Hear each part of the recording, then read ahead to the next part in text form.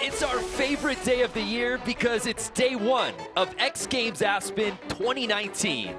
And we kick off our 4-day extravaganza with one of our favorites, Special Olympics Unified Snowboarding. What's happening, everybody? Brandon Graham alongside my partner, the pro, Craig McMorris, and of course, DC reporting live from the course. Craig, nothing better than kicking things off with this event. Last year, we kicked off the X Games with this event, and this year we're doing the same. Why? Because it works. It's fun. We get to see all the athletes, former and present, and then all these Special Olympians that we have known to come and love, like these two, Brando. Yeah, one of our favorite teams year after year, Dana Schultz and Hannah Teeter. They've been teammates for the last 5 years. But they are up against two titans in this event, Henry Mies and Chris Klug. Now, Chris Klug, Olympic medalist from 2002 Salt Lake City, and Henry Mies, well, you want to talk about a winning pedigree, 4 of 5 gold medals in this event. Yeah, he's no joke. Let's look back at last year, showing no problem with this course, speeding to another gold medal, Henry Mies. Now, I was talking about Chris Klug. He was a parallel giant slalom and giant slalom racer, so this event, this is right in his wheelhouse. And if you're an X Games athlete teamed up against Chris Klug, 9 times out of 10, you're probably gonna lose. Let's check out the format for today. We've got 20 athletes, 10 teams of 2. We're pairing up an action sports athlete with a Special Olympian, and it's head-to-head races. And what we do is we combine the best times between each teammate to get our results. The reason we do that is one of the courses normally will run faster. So if you have your opponent against you in the blue course, and then the next run, they will be on the red course. So we add those scores together, and that's how we get that first, second, third. Some of the biggest names in all of action sports taking part in this as you take a look. Amy Purdy, Chris Klug, as we said, Scotty James, a super pipe gold medalist, the favorite to get back on top. Celia Nordahl, our own host, Jack Matrani involved. My favorite part about this is the athletes love it so much. All of those names, almost all of them, pardon me, we've seen time and time again because it is one of the most fun events, but we also do have a rookie in there. Yeah, there you see Matrani with his teammate. And the rest of our list, there's Mike Schultz, fresh off that ESPY for the best male athlete with a disability. He is just a legend here in the adaptive world of X Games. We also got Celia Nordahl. Women's big air later tonight. She'll be competing in that. It'll be fun to watch. Yeah, and there we see Scotty James. He's had such an incredible start to his season, trying to get back on top in the men's super pipe. Dana Schultz and Hannah Teeter, who we saw off the top alongside Henry Mies. No smiles, though. No smiles from Henry Mies. On here for today as Henry Mies and Chris Klug look to defend their gold medals. The fans are out. This is how we kick off X Games Aspen 2019. By the way, Craig, I was told that today, with the start of X Games, it is our 18th X Games here in Aspen, dating all the way back to '02. I mean, so many memories, and I heard in the newspaper we're going to be making a lot more too. That's right. An announcement was just made yesterday, a 5-year extension to stay here at our home at Buttermilk. There is not a better place in the world to host the winter edition of these games. We are so happy to be here. But without further ado, let's kick it off. I love the first race, Brando, especially in this parallel slalom, because you figure out which course is faster and which one will be more advantageous. Hannah Teeter, Amy Purdy, two titans. Let's go! So here's Hannah Teeter, 6-time X Games medalist, won a gold when she was just 16 back in 2004, going against Amy Purdy, a para-snowboarder. Got that silver medal at the Paralympic Games just last year, a bronze as well. And Hannah showing no problem on the blue side. She is quick. Last year, that red course was much, much faster, but it looks to be not the case here. Amy Purdy, though, still not giving up, keeping that base as flat as possible, but Hannah Teeter, easy win there. So Hannah Teeter taking that first run. Amy Purdy, of course, below the knee prosthetics on both legs. She's the co-founder of Adaptive Action Sports. Just a wonderful ambassador for all things action sports as well as the Special Olympics. does it all, honestly. Para, I believe she's on Dancing with the Stars Dancing as with well. the Stars, Special Olympics Unified. There's literally nothing that Amy Purdy can't do, and Hannah Teeter been in every single one of these running of the Special Olympics Unified. Of course, before they swap portions, their teammates get their chance to race it. We're out the gate already, it looks like. Here we go. We're firing now. Cody Field versus Dana Schiltz. Obviously, Cody being partnered with Amy and Dana with Hannah Teeter. And it looks like Cody got the whole shot early, but Dana leaves no doubt about it. Zooming to the win there. So that blue course is definitely running much faster. Yeah, Cody, fired up. A lot of smiles, a lot of high fives when it comes to this event. It doesn't matter if you win your heat, lose your heat, get a medal, not everybody is so excited to be a part of this. But take another look. Cody got that quick start. And the cameraman was in front of Dana Schiltz, so she did a good job evading contact there. But this is where she makes her move. Sticks to it. I don't know if there's anyone just more balanced on this course. She rides her edges with so much comfort. Experience, talent, skill, and Schiltz has it all, and you can see it right there on the blue course. So, doesn't panic, didn't get too, discombobulated, but she just goes out there, does the job. So Team Hannah and Dana doing what they do best, taking those top spots early, but we move on. This is a huge race right here.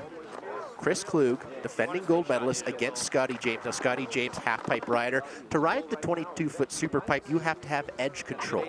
And that's what you need in parallel slalom. So will he be able to have a little bit more edge control than Chris Klug, who will be running on the blue course? Chris is such a veteran of this format, as you said off the top. A bronze medal at the Olympics 2002. Going against perhaps the best pipe rider in the world, Scotty James, right here, right now. Looks like Scotty James was talking a little smack there in the gate, trying to get in his head. I think I see Jack Matrani filming for social. And Scotty getting it early. But here, I feel like everybody's taking off really well on the red course, but halfway through the blue course, always seems to catch up. Chris Klug. Oh, wow. No, Scotty on the red takes it. Boy, Chris made it interesting there at the end, but I think Scotty held court. Holy. Scotty James obviously crossed the line first, but that's just half of your score, right? I mean, Henry Meese is going to have to make up a lot of ground. What a race. Hey, let's bring in the third member of our team, DC. Man, talk to us about the conditions down there. Yeah, hey, Craig and Brando. Conditions are beautiful out here. Sun is coming out. The snow appears to be nice and fast out here. Of course, these guys know what to do and get their wax game proper. But tell you what, I rode up the cat with Scotty James, asked him if he was nervous going up against Chris Klug, who is local as well, has that advantage, and an Olympic medalist in PGS. And he was like, nah, man, let's bring it. He put on those red boxing gloves, and, you know, we got a fight going on here, boys. Yes, we do. Yeah, the trademark boxing gloves of Scotty James. So we move on to their teammates. Carson Geiger, who's paired up with Scotty James, going against our defending gold medalist, Henry Meese. One of the coolest things about the Special Olympics is almost all of these athletes compete in different sports. Henry Meese, weightlifting, and as you saw with Carson, he also competes in, it was basketball or baseball, I just missed that. Yep, recently moved to Idaho. So here we go. Neck and neck, but Meese takes the lead. So Scotty James was on that red course, but he beat Chris Klug, who's on the blue course, and we were assuming that the blue course was running faster, and in this one, it looks like it really is. Meese. So Henry Meese taking care of business, trying to help out his teammate, Chris Klug. Again, we're combining the times of each teammate to get our results. One of my favorite moments from last year's X Games was when Henry Meese got that gold medal. He can dance. The boy can dance. The boy can dance. He's got some wiggle. Yep. He's got some rhythm. You have to kick up a bit of that fresh nose. You come across It's looking like he's It's all about the showmanship. ready to do some more dancing for an X Games gold medal with a performance like that, Brandon. We move on.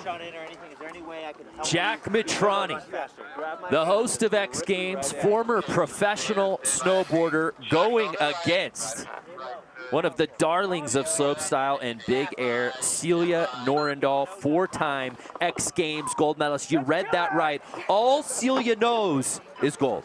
And just because this isn't the event that she normally competes in, that's not going to deter her. If you want to beat anybody, you kind of want to beat Jack Mitrani, the host of X Games. Yeah, that's a bragging feather in the rights cap. all weekend. And I will never let him hear it down. 3, 2, 1, go! Yeah! Jack, great pull out of the gate. We got a race Jack here, showing Brandon. that control, but here's Celia making her move. Does she pass? It's so close. Oh my. It is so close, Brandon. Whoa! I think Jack just got it. Wow. The closest race we've seen all day, and Mitrani just barely edging out Celia Norendal, but take another look. Great starts from both athletes. And this is really cool because the blue and red course seem to be running very, very similar. Yeah. A lot of times in an event like this, one is substantially faster, but not today. It seemed like it through the first pairings, but Yeah. now that we're starting to get a feel for it, it's close. And I love it. Jack passes the line. First thing he does is turn and look back at Celia. Go for that high five. And we can't reiterate this enough. This event is so fun. The atmosphere at the top and at the bottom, like no other. So we move on to Jack and Celia's teammates. Charlie Kleinman, who's paired with Jack Mitrani. And he'll be going against Joey Franklin, who's been a competitor with Special Olympics for over 13 years. Now this is going to be, it's pretty much tied Right. between Jack and Celia. So whoever crosses the line here first is almost guaranteed that win in this heat, but can't say it enough. It's all those times added up. Franken hailing from the state of Colorado, taking the early lead.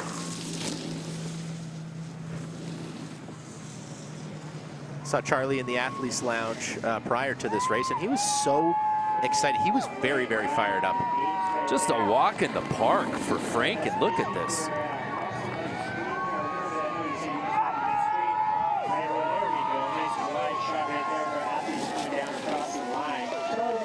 Franken, solid finish.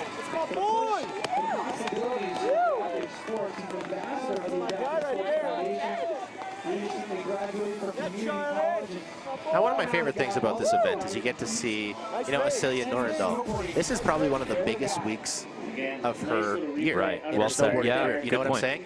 X Games is the world's biggest stage. So when you get maybe a morning to get your mind off of competing, get your mind off of doing something that's extremely scary, because I don't care who you are, when you're at the X Games, big air, slopestyle, you scare yourself a little bit. So if you can push that to the back of your mind, have some fun, do some good, I mean, that is invaluable.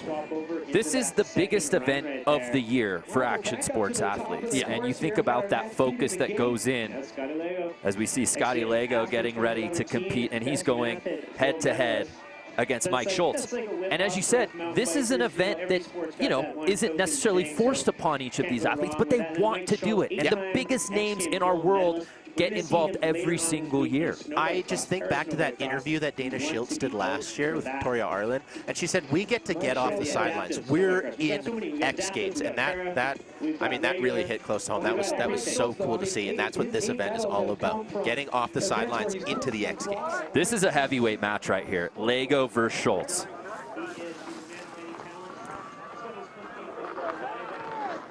Lego? The form is undeniable. Wow. For Scotty Lego, who comes in under 16 and it's got some push-ups in him. Wow. Scotty Lego has been handling social for us the last couple of days with some live hits. Yep. Mike Schultz, though, 3-sport X Games athlete. He's got the most adaptive gold medals in X Games history. He does everything. He's going to have to make up some ground on his next heat. You know, when you're racing, usually you want to be as aerodynamic as possible, maybe not as much movement, stay low, stay fast. Scotty Lego pretty much did the opposite of all of that in that run. In that second run, if it's going to continue on. So paired with Scotty Lego, Juan Guetrapapi. And he's going head-to-head against Chris Perdue, who's a veteran here. We've seen Chris plenty of years out here and this event. Excited to see this battle between Juan and Chris. Juan on the red course. Ooh, that's the power lift coming out right there. Huge start from Chris. Oh, Perdue staying low, picking up that speed, and so far this blue course very kind to him, but Juan keeping it close. Oh, I like Juan. He's really trying to get that nose across the line.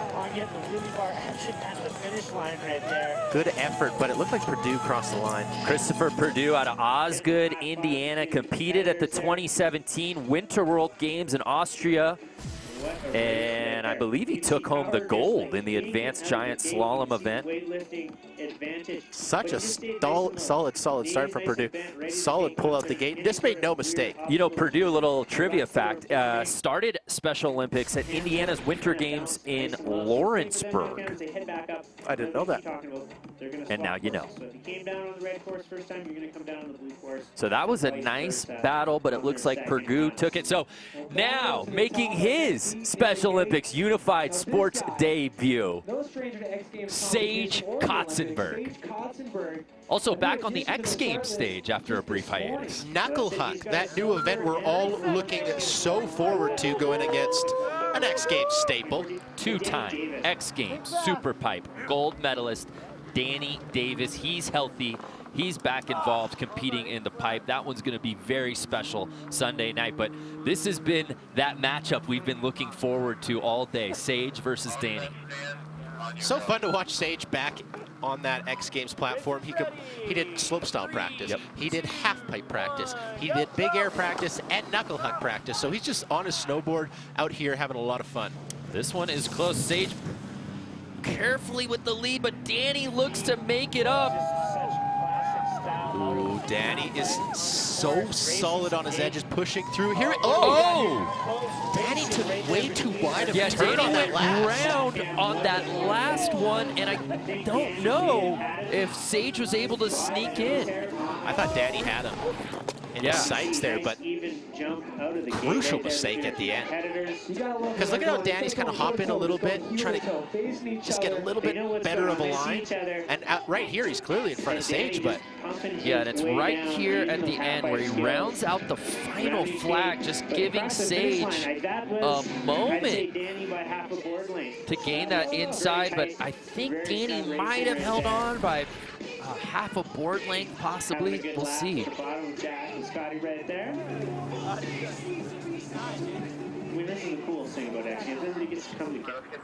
But that's just half of the matchup here.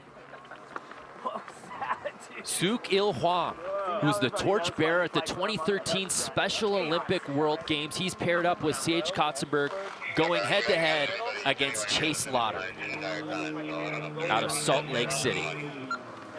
Suk teaches inline skating and also competes in weightlifting. And I think the weightlifting is definitely going to help with the pull out of the game. Incredibly well-rounded. Yeah, I saw Suk also at the Athlete Lounge earlier today. He seems stoked for this event. And here we go.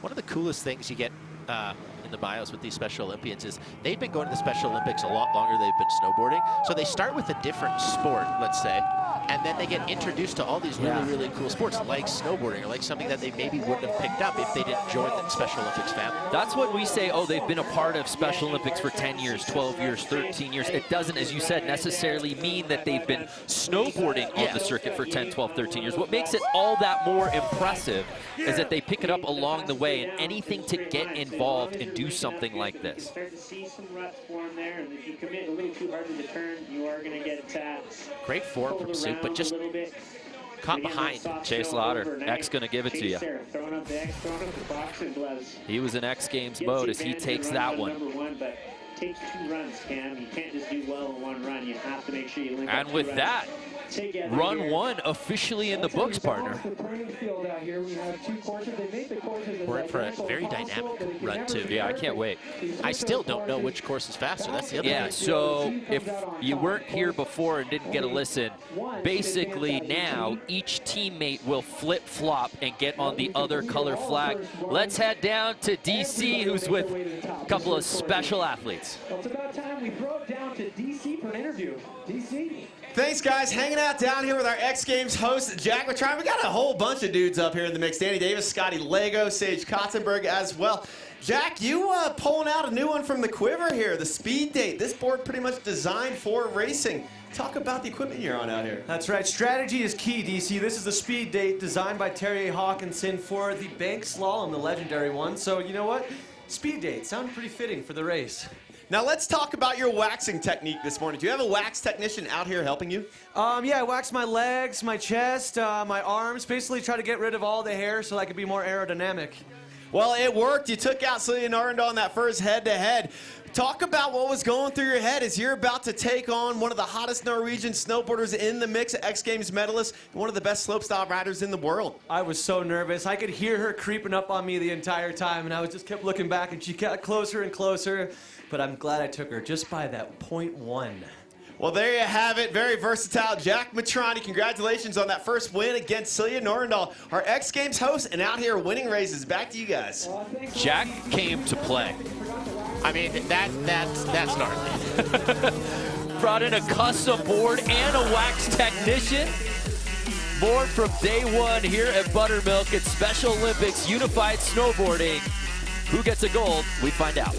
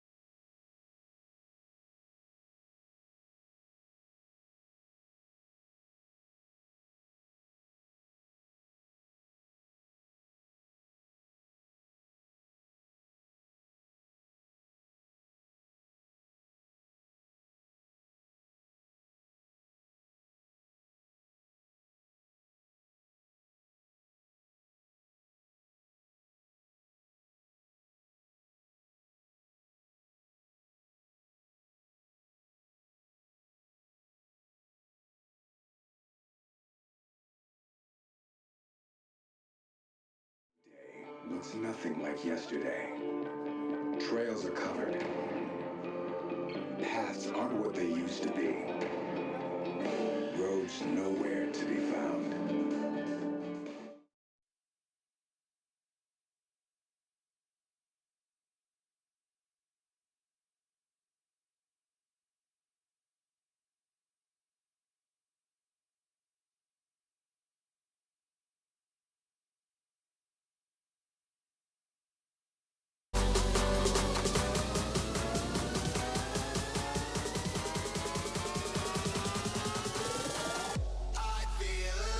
Welcome back to day one of X Games Aspen 2019. It's our first event of X Games Aspen 2019 with the Special Olympics Unified Snowboarding. We're halfway through, Craig McMorris, and the stars have come out to play. There's a couple stars right there. Hannah Teeter, Dana Schultz. I mean, they have been riding together for 5 years. Guess how many years we've been doing this event? 5 years. I was told there would be no math. I know, it's quick math. But Dana and Hannah left no doubt about it on their first heat. Both of them comfortably taking their races. They are the ones to beat right now. I mean, I like Dana Schultz's helmet choice last year. She was in that full cover-up. Now, just the half cover-up, so a little bit more audible. We could hear. I like that. I like the wardrobe change. So with this second heat, if you're just joining us, each of the riders will now switch courses, essentially. We thought throughout most of the first heat that the blue course might have been riding a little bit quicker, but I don't know if that was the case when it was all said and done. I don't think so. I'm going straight to that house's patio. Well, as we get ready to set off heat number 2, let's send it down to DC. What do you got? Hey guys, hanging out down here with Deb Sullivan from Challenge Aspen. She's the program director for the adaptive program. And Deb, let's talk about Challenge Aspen and what you guys are all about. Well, we're the ADA provider for the Aspen Snowmass ski areas, and we serve anybody with a disability. And a good portion of those people have disabilities that participate in Special Olympics. Now, this is the 5th year we've had the Unified Special Olympics here as part of X Games. Have you all been in attendance for every year here? Not all of us, but we started becoming more of a presence last year. Has it been inspiring, some of your participants with Challenge Aspen? Oh, totally. We do the Special Olympics regional and state competition, and then a handful of us, about 6 of us, are going to be going for our 4th year to the NASTAR Nationals. So we're really into the racing. Wonderful. Well, thank you so much, Deb Sullivan and Challenge Aspen. A beautiful program, and wish you all the best of luck. Back to you guys. Yeah, thanks, DC. Such a fantastic and inspirational story, and this program is just so instrumental in bringing so many of these athletes out here today. I just love how there's so many events like this going on, but for X Games to take it under their wing and let's put it at the forefront of X Games, that's so cool. Wow, well said. So we've got our standings after run number 1, and it's Juan and Scotty with that 35.05 setting the pace, and our defending gold medalists sitting right behind them, Chris Klug and Henry Moose. We've got a battle on our hands here. We do have a battle. I'm very taken aback that Scotty Lego had one of the fastest times. He looked kind of like a arm-waving, inflatable arm-flailing two-man out there. It was a unique form, yeah, but it certainly worked, and he had a lot of pacing going his way, even did some push-ups after his run. He did. He's feeling himself. Which is impressive because in Aspen at that altitude, when you finish a race like that, usually you're gassed, not wanting to do push-ups. No. So Amy Purdy versus Hannah Teeter for run number 2. Hannah took this one pretty comfortably. Let's see if Amy can make up ground on the blue course.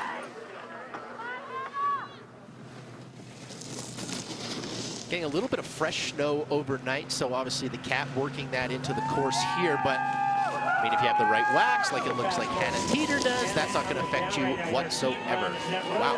And Hannah Teeter taking off, picking up right where she left off, I should say. Besting Amy Purdy once again and trying to make up that ground. I know she and Dana want to get on that podium.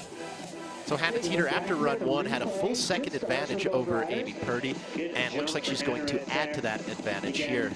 she rides with such a powerful kind of tuck. She's taking that hop approach too. We saw Danny Davis take that approach, Scotty Lego doing that as well. When it's a little bit of a flatter course, you can hop on your toe edge a little bit to choose a straighter line. Obviously, that will make you go a little bit faster. So Hannah will wait to see if her teammate can do what she did and take another win. So a little wardrobe talk here. I was talking about Dana Schultz. She How had much only, she loved the helmet. Yeah, and she only had half of it on, but it looks like she's got another piece where she can cover the mouth. Just enhancing speed. Aerodynamics right there. So here's Dana Schultz taking on Cody Field. Can Dana go 2 for 2 out here today?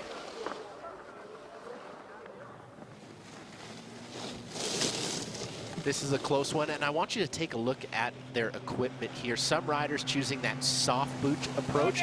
Both the riders in this race, Cody and Dana, choosing that hard boot approach. So definitely a lot more parallel slide, parallel jump slalom influence there. Dana Schultz is just a speed merchant. Just quick. What else can you say? I don't know. So team Hannah and Dana taking care of business in their respective heats. Now they'll have to sit and wait. But a great run from Dana Schultz against Cody Field. Cody looking strong up top as well. Solid edging from Dana Schultz. Out there in some areas, so a little hard to see some of those. Dana Schultz is so fun at X Games too, because you see her everywhere. You do. When we were walking to the athlete lounge this morning, she was going through the hallway, saying hi to everybody, hugs, smiles. Just having that Special Olympics presence at the X Games, I think, is the right move, and I can't wait to do way more of it. To be clear, when we talk about the biggest names at X Games, we include Dana Schultz. Absolutely. She has made her presence known since she stepped foot out here at Buttermilk 5 years ago. Now here's one that's got us really excited. Scotty James versus Chris Klug. Scotty James surprisingly taking the win away from Klug last heat. Klug, of course, our defending gold medalist along with his teammate, Henry Mies. Who are currently sitting in second place behind Juan and Scotty Lego.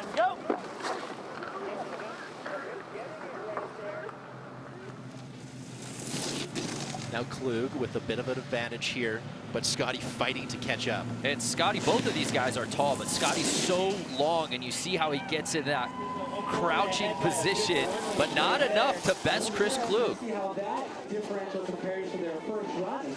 Wow. We got us a little vent here. And it looks like Klug takes it by less than a second. Before that hard heel edge turn that Scotty had, where it's pretty straight, you can run a real quick straight line down. Now, interesting here, Klug competed in the Olympics in parallel slalom, parallel giant slalom. In those events, he'd be wearing hard boots. I like how he's taking the soft boot approach here, because you know he's going to be going and ripping up the rest of the mountain for the rest of the day. Wise observation, Craig.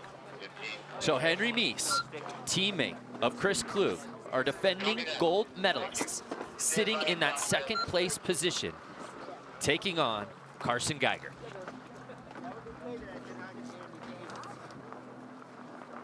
You want to talk about a winning percentage? Henry Mies has 4 of 5 gold medals in this event. If I was a betting man, I'd be betting on Henry Mies in this one. 3, 2, 1, go! Both getting good starts, but it looks like Mies just barely getting the whole shot. Carson keeping pace, though.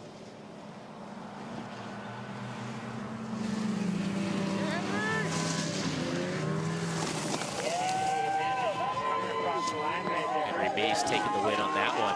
And it's Mies again, crossing the finish line first. All those gold medals he has in his, I'm sure he's got them hanging in his room somewhere. Say a little hello to the folks at home. That's what it's all about, the high fives right at the end. That's all that matters. And Henry says to Chris, hey, thanks for beating Scotty this time. You know I was going to handle mine. But a much better showing from Carson Geiger on this run as well. It's scary. This is, for some Special Olympic athletes, this is a totally new stage, you know. New crowd, new everything. So to to go out there and perform like that. Got to commend Carson. Yeah, for more on our defending gold medalist, DC, what do you got for us on Henry guys. Meese? Well, tell you what, Henry Meese down here, not only having a good time, but winning races and getting himself in the white room. This is a testament to the season we're having out here in Colorado. Of course, Aspen being graced with some amazing powder. And yeah, Henry Meese having a good time, winning his race there, and just getting into the POW as well. This guy's just winning across the board. Thank you so much, DC. And we just got a good look at Henry Meese doing a little bit of some dancing. We saw him win that gold medal last year, and I can't stop talking about it. You One can't of the best stop dancers. it. You can only hope to contain it. When he hears that beat, he goes. He goes. Sabotage. Uh-oh. Scotty Lago and Jack Matrani. Need to properly warm up for those kind of tricks. So Jack Matrani just laying waste to the red course on that first heat, besting Celia Norendal, but Celia's a competitor. I feel like the tiebreaker's coming out. Jack took the win by 1/10 of a second, I believe, over Celia. We obviously rode here with Jack Matrani this morning. He said he didn't even sleep last night. He was watching training videos, getting ready for this race. He said he watched all Fast and Furious videos. Just due to the title, obviously, wanted to be as fast and furious on the course. Had no idea what the film franchise was actually about. Was in for a rude awakening. Stuck with it, And it looks like Norendal's going to take it. Wow, but by how much is the question? Oh. So Jack Matrani in run one beat Norendal by 1/10 of a second. How much does Norendal beat Matrani in this run? So it looked like Jack may have had it early, but got a bit squirrely. And Celia's form just was textbook throughout. And it's right here at the end where she starts to separate. And you see Jack trying to get the nose across, but just doing a nose grab. I feel like that's where his freestyle tricks actually hinder him. Yeah, it does. Yeah. Very unaerodynamic. So we await the times there, but Celia besting Jack, so they split their heat races, and we move on. All right, I'll meet you at the bottom too, my friend. Okay? All smiles, right? What do smiles do? What do smiles do? When Smiles make you go faster. Smiles make you go faster. I like that That's strategy. actually proven. Charlie Kleinman taking on Joey Franken. Franken took it in heat number one. We'll see if Kleinman can build up and make some room here, but no, it looks like Franken again getting the lead. Franken just doing his thing, being solid, not looking behind him. Solid on the blue course, solid on the red course.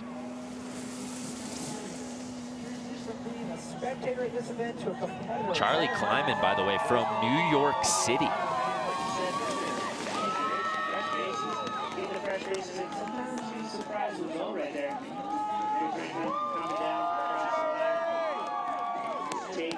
First time we've actually seen Charlie Kleinman. Yep, making his X Games debut.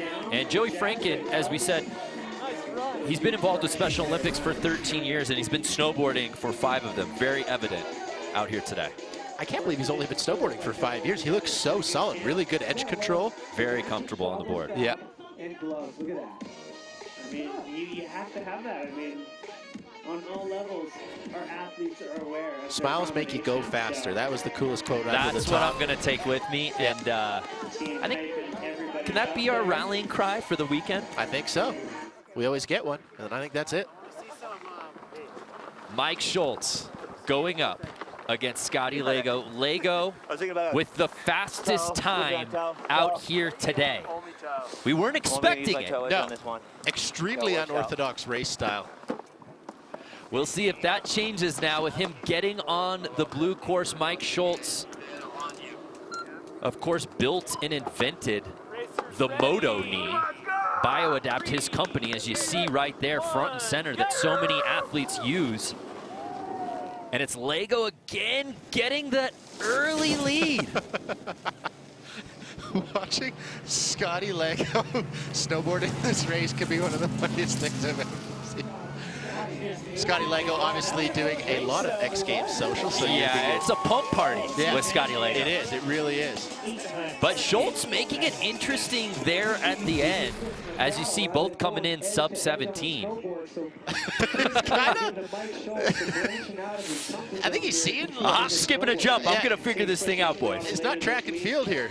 Triple jump. But that adaptive, get a great look at it, Mike Schultz. That is responsible as well, obviously, as his mental talent to the most adaptive X Games medal any athlete has ever gotten, Mike Schultz. Both of them have had such classic memories over the years here at X Games. We'll see if Scotty Lego and his teammate Juan Guatrapai can hold on to that first place that they're currently clinging to. But here's Christopher Purdue he's going head-to-head with.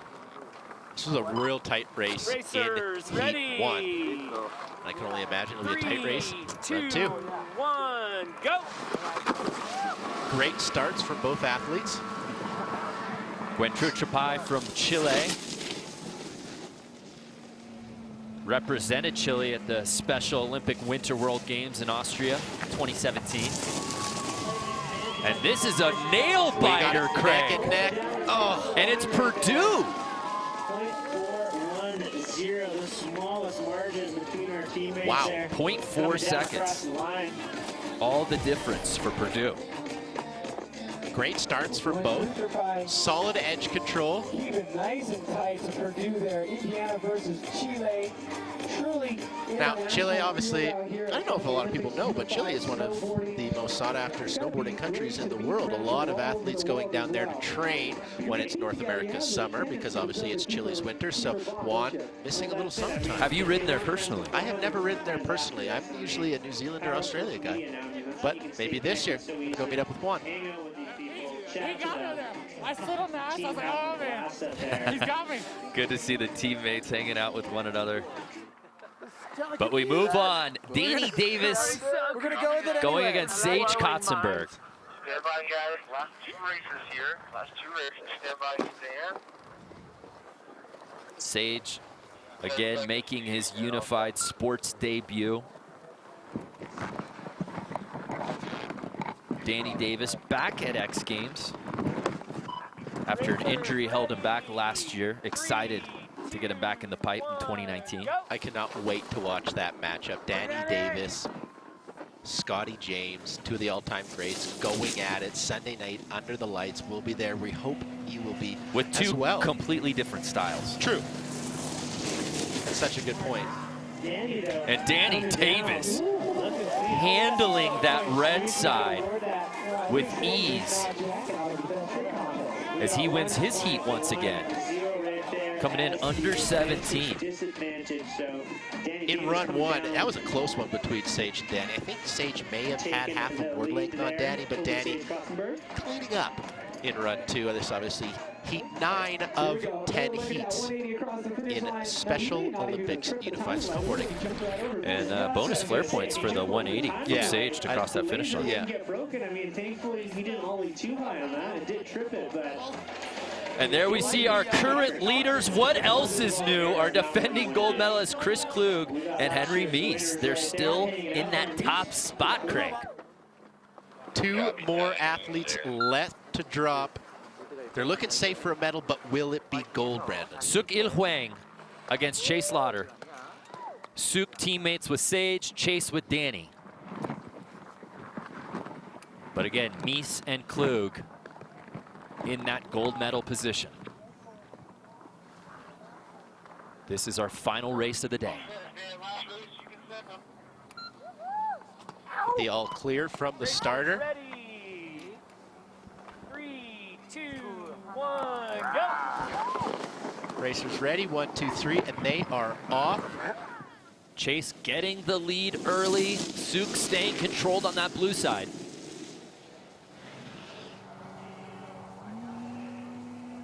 Chase doing a little color coordination on that red course with the red pants, matching the red gates, looking solid, crossing the line in that first place. So Chase Lauder by just over 3 seconds, taking that top spot on the red side. And that will help out his teammate Danny Davis, who bested Sage Kotzenberg. Interested to see where these times will put them in the final standings. There's the teammates, couple high fives. There's Henry Meese. Now he's smiling. At the start of the day, straight face, straight lace, knew what he had to do. There you have it. And the results are in. Chris Klug and Henry Meese defending their gold medal. They had to come back and grab it. They were in second place heading into the final heat, Craig. After run one. And I mean, Lego and Guantraperi, they were looking so solid, but Meese, Klug, winning pedigree, they come correct yet again. And Schultz and Perdue rounding out our top three. And there we see the gold medals. Familiar space for Henry and Chris. Well, let's head down to DC, who's with our defending gold medalists. Thank you very much, guys. Hanging out down here with our defending gold medalists on the top spot again. Congratulations, Henry and Chris. Chris, can you talk about your recipe for success defending the gold medal? You guys are just so dominant. I don't know about that. Scotty gave me a good whooping on the first run. I said, boy, I better pick it up for my partner Henry here on the second run. So he had 2 solid runs and inspired me to go faster on the second run. Now, Henry, 5 of 6 gold medals now here at X Games. Can you talk about this experience out here at X Games? I was pretty stoked, and I was surprised they came back to us again. Well, you guys earned it. Congratulations. And one more time, let's hear it for your gold medalists, Chris Klug and Henry Meese. Wow. Yeah, Henry, what a performance from those two, taking the top spot once again. Henry Meese. It should be noted, by the way, Craig, Henry was a skier before transitioning to snowboard. You wouldn't know it, though. No, so good. Solid, so solid. Every single year he's been here, he is the picture of consistency. You heard Chris Klug talking about how he kind of got beat pretty good by Scotty in that run one. Henry Meese, he had 2 perfect runs. And how about the unveiling of our 2019 X Games Aspen gold medals, the very first medals handed out here this week. And a lot more of those coming over the next 4 days, Brando. Yeah, what a start to X Games Aspen 2019. Congratulations to Henry Meese and Chris Klug for taking the top spot once again. Maybe I'm to blame, little jacked up inside the brain. I belong in some asylum, I feel like a pilot going down, but I still can't hit the ground. You can find me ducking out and find an island they say could never be found. This only sets the stage for the rest to go there, and what a great event. Low stress, high profile. We've got so many great athletes, and of course, again, congratulations again to Henry Meese. I mean, that's impressive. 5 gold medals in a row. I mean, I don't know.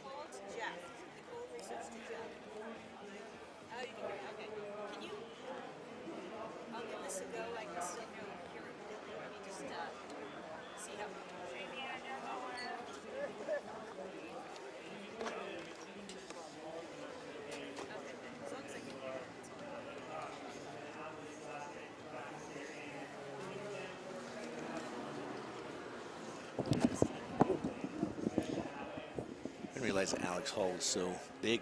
He's huge. Yeah, 6'4", 180. He's our tallest and heaviest. He's massive. Big. It's taller than. He's a big old boy. And then you got like Jesper, who's 5'6", like 127. I saw. Alex, por Dios. Goose.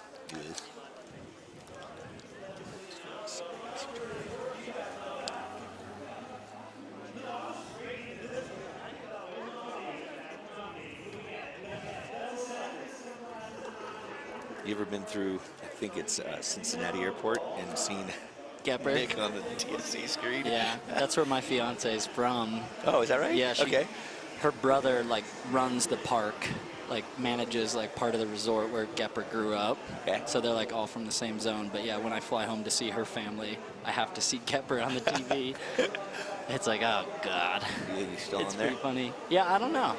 That was like a year or two ago, like after the right after the Olympics maybe, or right before the Olympics. So it might be done now. Yeah, I was there flying to do an event in Kentucky, and we landed. The way out it was in. That was August of 16. Yeah, Still it's there. they got to be running something different then, now. right? Yeah, I feel like they update their material, but maybe not. You ever been through Vegas? Yeah. You got like all the ridiculous things. Dude, it's Star Wars characters. You've got Elvis, Marilyn, all these character actors. Like, It's actually really well done.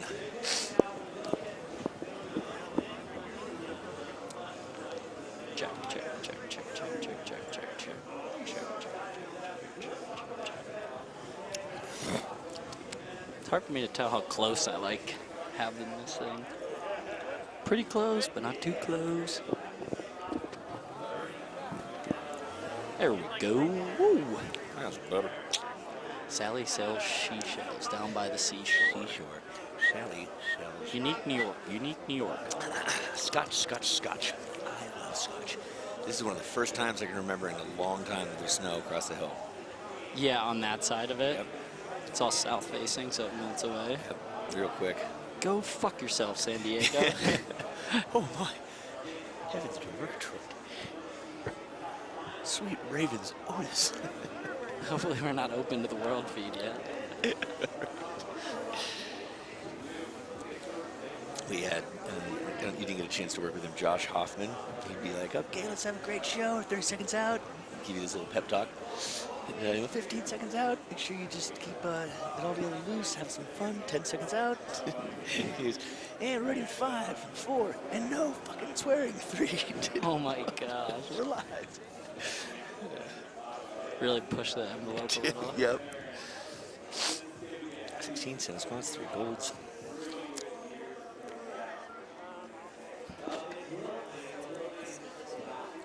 Got it. Yep. You already gave me good stuff, and I took advantage of it.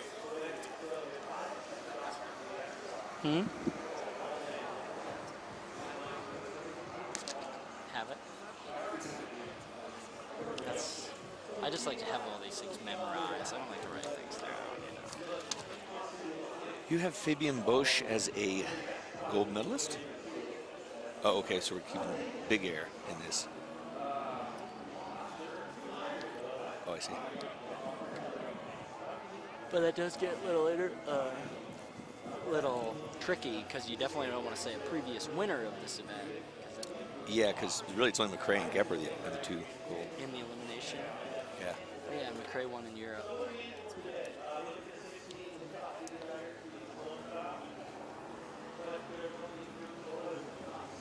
We're live on YouTube. Yeah. How does YouTube get it first?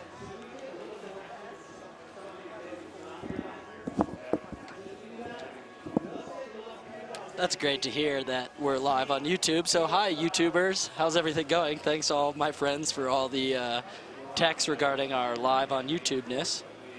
Yes, thank you.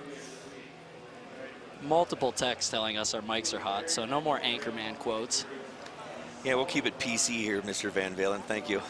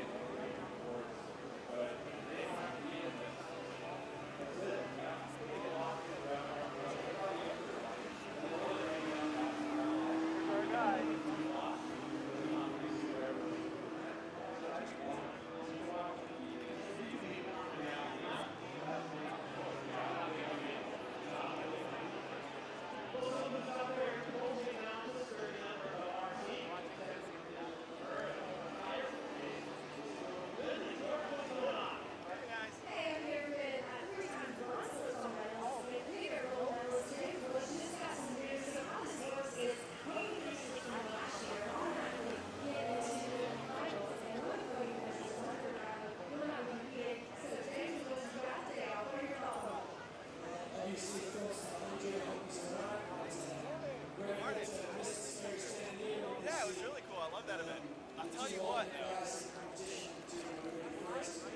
having to tune out the live event feed, that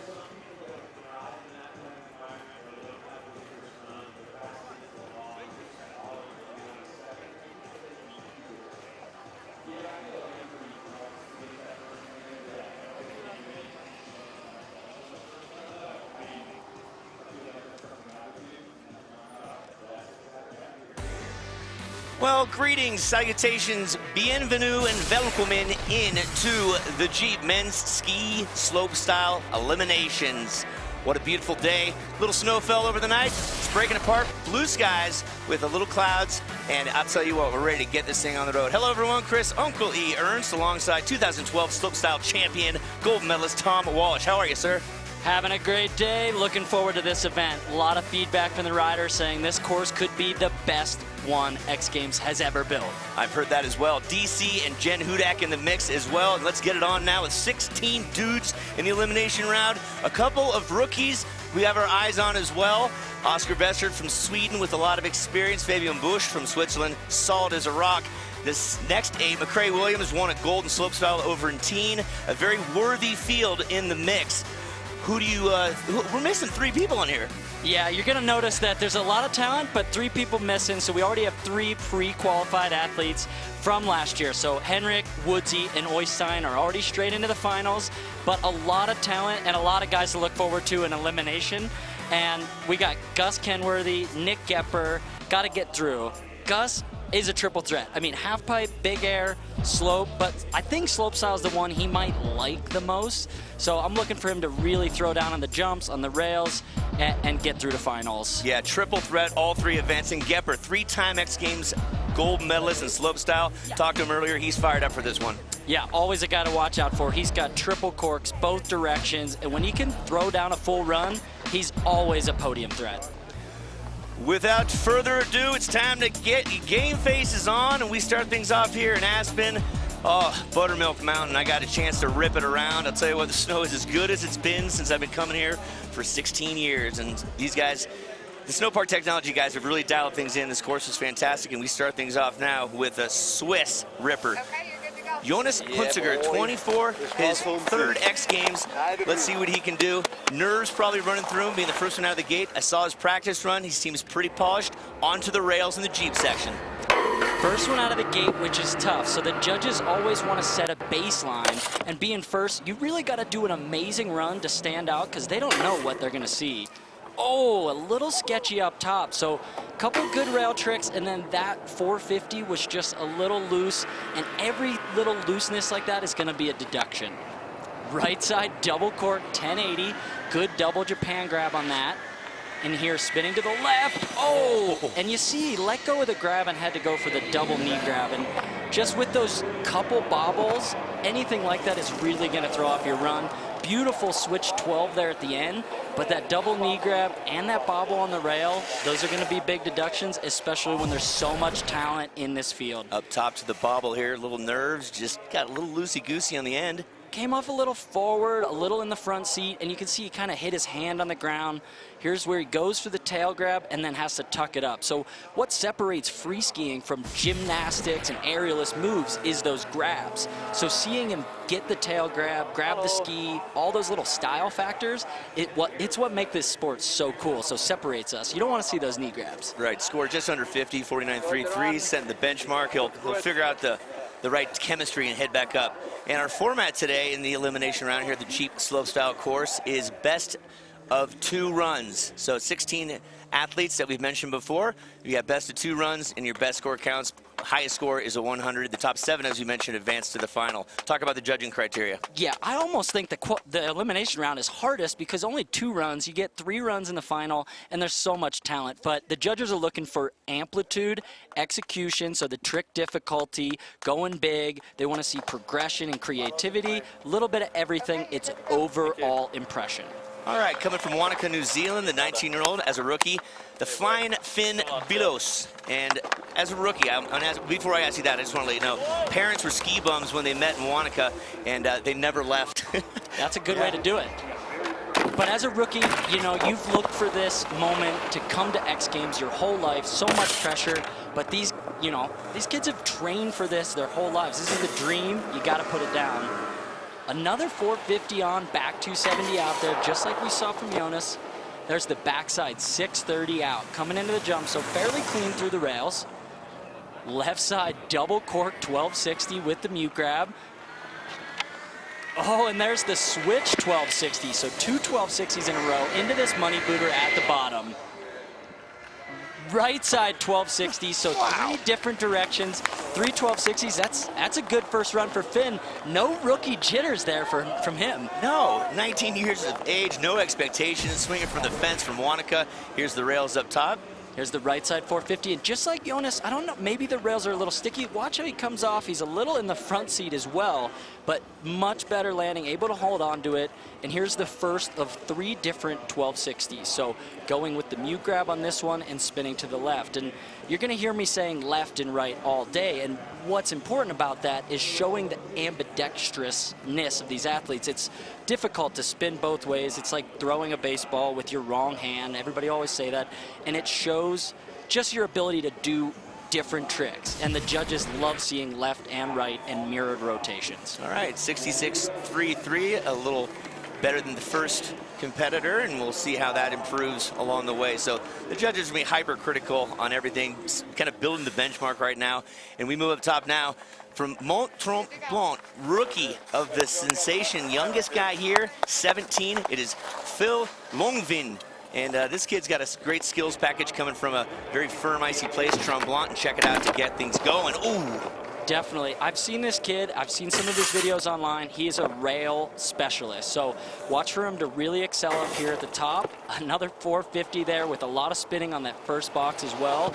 And here, mirroring it. So both way 450s, showing the judges both directions and technical rail tricks. There's the right side double cork 1260. Coming into the second jump, going switch, double bio 1260. Sort of similar to the rotation we see out of ABM, also from Quebec. Oh, and a big 1260 to finish it off. That was a great run from another X Games rookie. Yeah, again, no expectations, just putting it down on first run and up top. Look at this maneuver. Tons of spinning on this first box. Now, the boxes are a little less technical than the rails, so there's going to be some deductions for choosing a box over a similar rail feature. There's that switch double bio 1260, so going truck driver, and here at the bottom, there's the tail grab on the left 1260 and a full run. I mean, a couple things he could clean up, but a nice full run for Phil. Score to beat 66.33. Phil Longvin out of Mont-Tremblant, as we said, our youngest competitor in the field, and takes a deep breath here at elevation 8,200. and score in 72.66 into the first place. And the third member of our party, another member of our party, Miss Jen Hudak is down below. What's happening, girl? What's up, guys? It's turning out to be a glorious day out here in Aspen. The sun is working hard to come on out. I chatted with Norwegian coach Luke Ocho Allen a little bit earlier, and he said that the course is running great. The new snow last night softened things up, but it's still firm enough that it's running fast. So we knew this was going to shape up to be an amazing competition, but it sounds like the venue is just going to be ready for these guys to throw down. So there's going to be a lot of action to come. Thank you very much. And Josh Christensen out of Park City, a silver in 2015, Olympic gold medalist in 2014, starts his campaign now.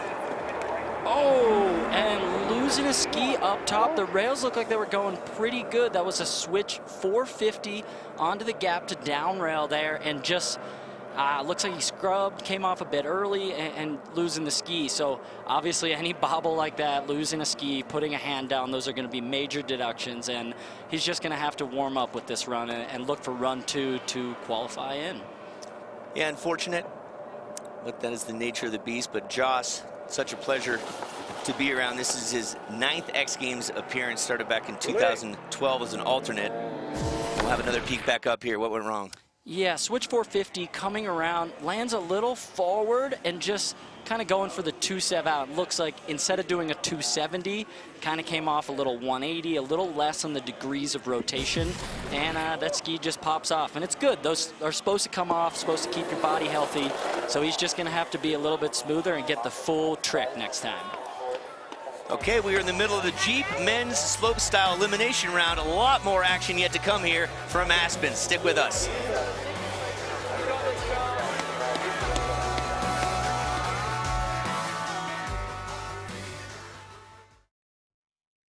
Not afraid to.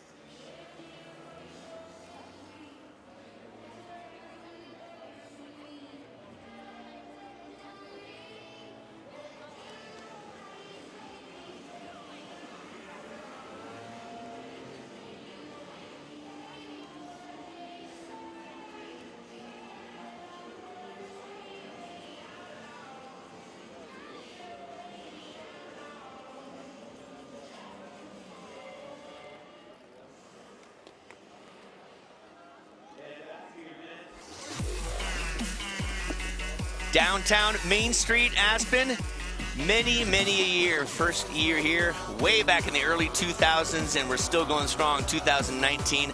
And we're talking about the Jeep Slopestyle course, men's ski elimination round. And what's happening here is we've got 16 guys. They're all gonna get 2 runs. We take the top 7, and we're looking at Mr. Willie Borm out of Chaska, Minnesota. Grew up skiing at Highland Hills Ski Area in Bloomington, vertical 200 feet. Tom, you know something about small mountains, huh? Yeah, I'm from a small mountain myself, and I've actually had the chance to ski at Highland, and they've got a rope toe that's very quick, and I can see where he learned how to hit, especially these rails, over and over. A lot of repetition. Starting it off with the front switch up, pretzel 270. Oh, here's the backside 450 out of that rail.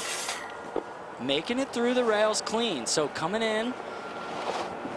Oh, and there's the switch 450 onto the box. Now into the jump features. Let's see what he's got. Right side, double cork 1080 with the opposite mute grab. Very interesting grab for that trick.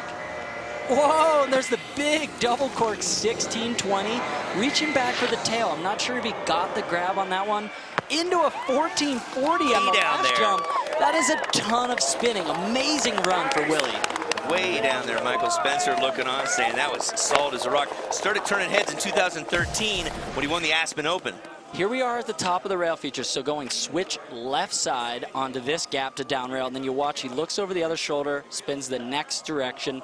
There's where I wasn't sure about the grab. It looks like he's getting a little bit not on the tail, but on the outside of the tail there. We call that a tindy, so little deduction there, but big rotations. This switch, double misty 1440 at the end, made popular by Bobby Brown, is just massive, gigantic stomp, mute grab the whole way, so there it is.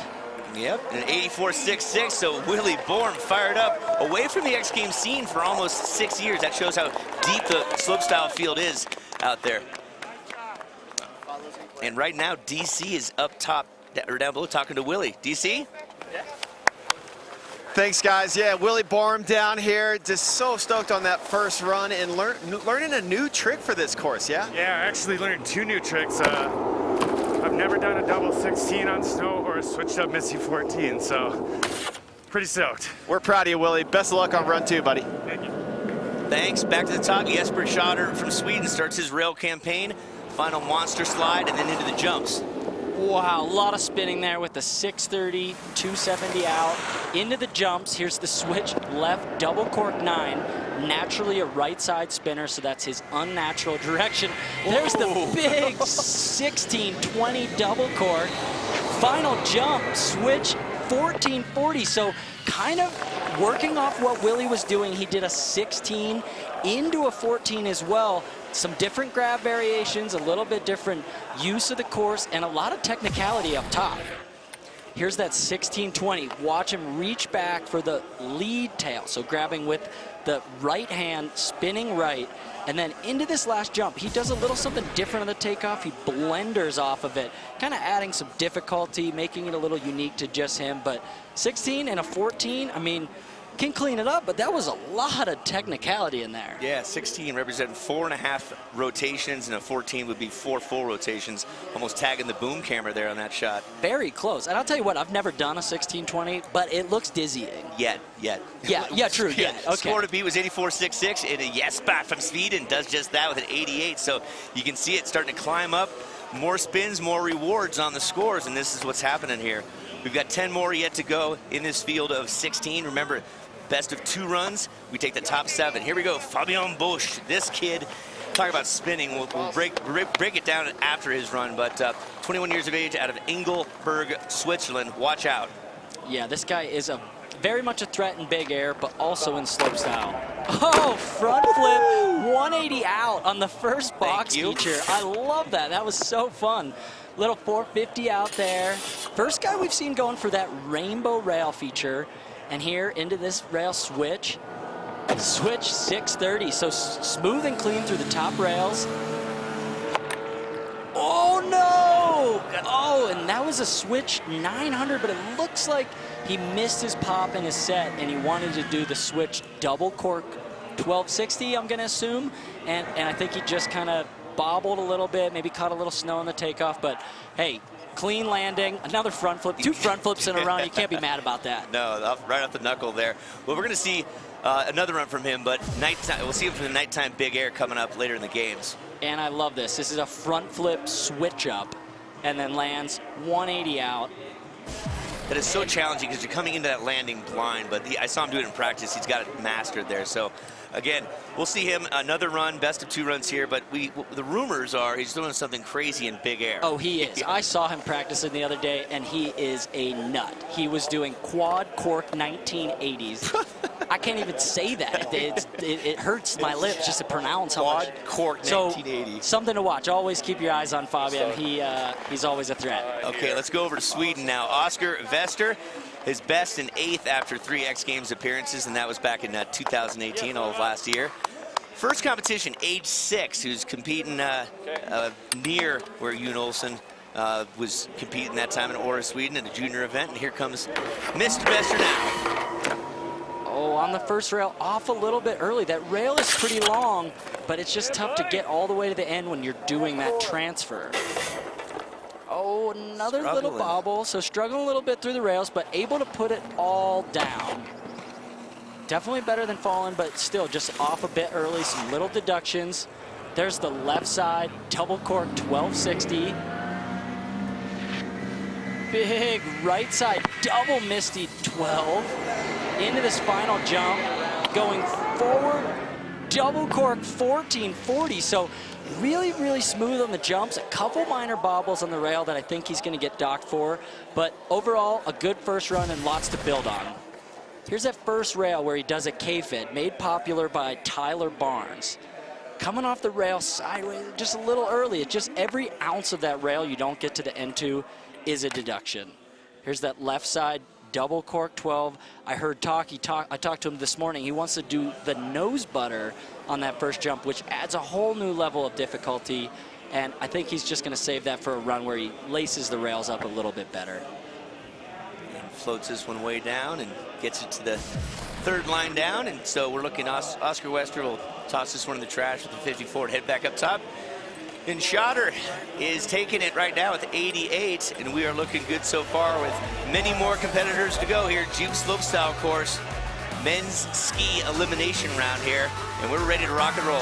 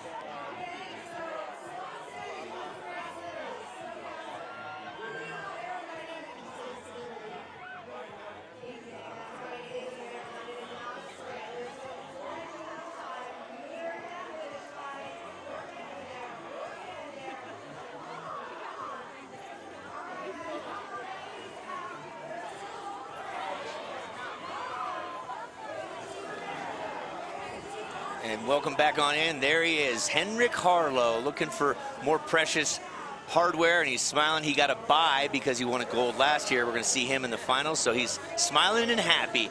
Here's our standings thus far, about halfway through the first run of two. Jesper, the Shredder Schotter, has got an 88. Everyone else is chasing him.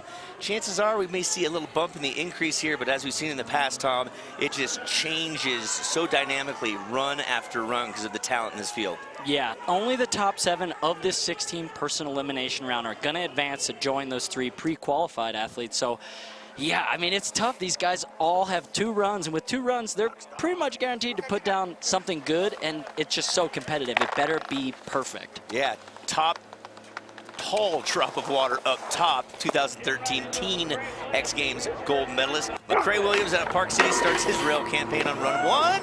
Oh, squeaking around the 450 on the first rail. There's the backside 450 out.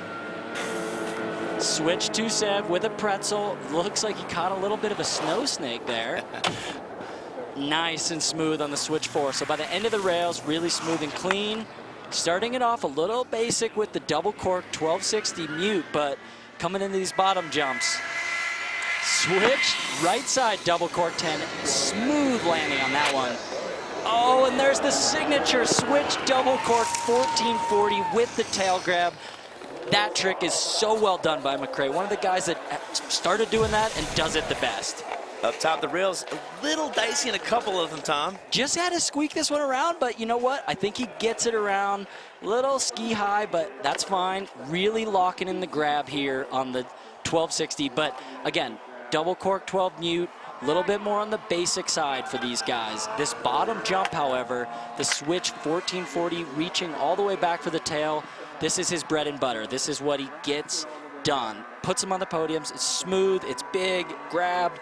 The tail grab is harder than the mute or the safety. Getting all the way out on the tail and getting on that tail itself adds a whole new level of difficulty and style. 2 silvers here in slopestyle in the past in 2014, 2017.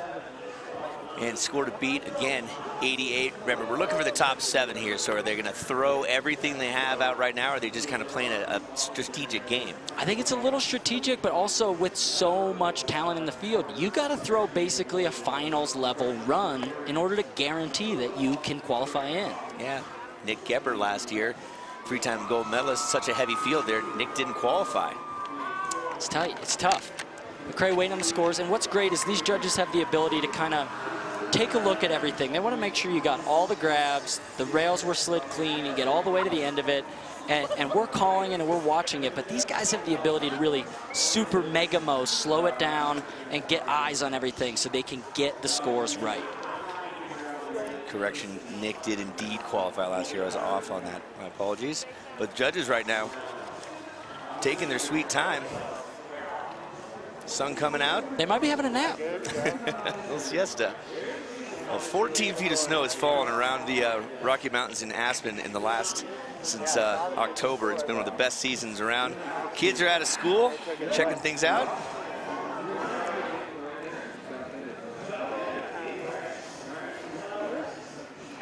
Get some sponsor love there, and yeah, they're taking their time with it.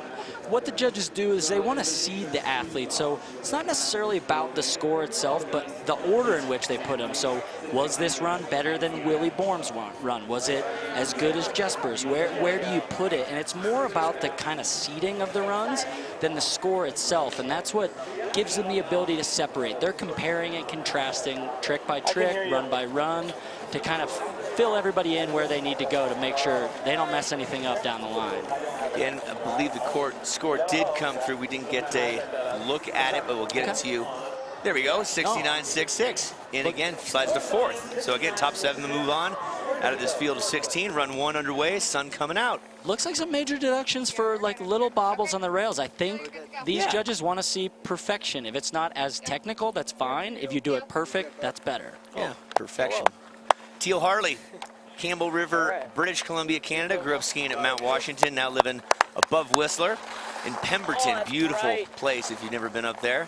And he won the Mammoth World Cup in 2018. He's got perfect sunlight on these rails. I don't think he was ready for the perfect sunlight. He's got the clear lenses in. I just overheard him say, man, that's bright. So beautiful weather finally coming out here for today. Oh, a little bobble there, but and I love that. Tips down, 270 on. So the hard way doesn't put the 270, the tips up and over it. That is such a unique trick. No one else in the field doing that. Might be too much light in his eyes. Oh, and there's the double cork 900. So unique, so many different rotations here for Teal. Switch 1260 into the bottom jump. Oh, big right side double cork 10. I think he just couldn't see maybe the lenses, but so much good variety from Teal. He is one of the only guys now doing unique tricks. Look at this. Tips go under the rail. So different from any other athlete in the field. Still doing a pretzel. Gotta love that. I love me some pretzels. Little mustard, maybe a little cheese, beer cheese sauce. Now we're talking.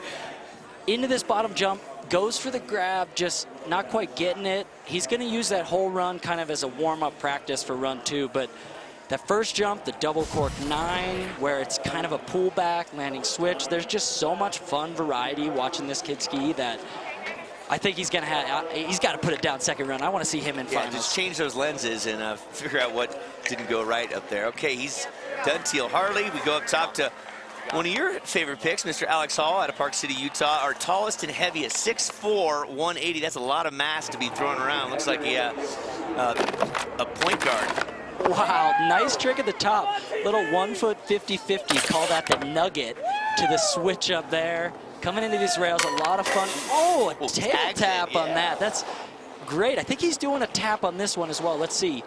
Oh, going for the tap and landing in a 50-50 position, but smooth through the rails. Whoa, and there's the double cork 1260 with the seatbelt Japan and tail grab. Oh, switch 1440 there. Looks like he missed the grab a little bit. Into the switch, right side 1260, opposite mute. Wow, I don't think I've ever really seen people do switch 12s with an opposite mute grab like that. That is so unique. He's always a guy to watch for on the grabs. He's creative. Here's that top rail trick. 1 foot, 50-50, switch, 270 switch up, and then spinning out. And here's that crazy grab at top. Look at this. Reaches over like a seatbelt, like you're buckling in the seatbelt in a car. Also grabbing opposite Cuban. So I don't even know what you call that grab. Yeah, it's so much going on. Unique to him. There's that bottom jump. Look at that landing. Sort of a little after bang, a little stoke bird coming out of there. Yeah, and as we've been saying, the judges are looking for that, the grabs, the uniqueness, the creativity. You saw it right there, and bingo, baby, 91.66 for the 6'4" beast from Park City, Utah. Alex Hall taking the lead, first guy in the 90s. Love to see that. A lot of creativity on the rails, going for the taps and unique tricks, and great jumps down at the bottom. Ferdinand Dahl, 20 years of age, out of Oppegard, Norway. From Screaming Viking Land, won the Norway Big Air 2008 and Aspen Slopestyle in 2017, so watch out. Here he goes. Oh, 450 out over that double kink. I saw him in practice doing a 360 switch up there, so that might have been a bobble. Oh, super smooth on the switch 450 there. And there's mirroring the direction, so switch right side and left side 450s and now into the jump line.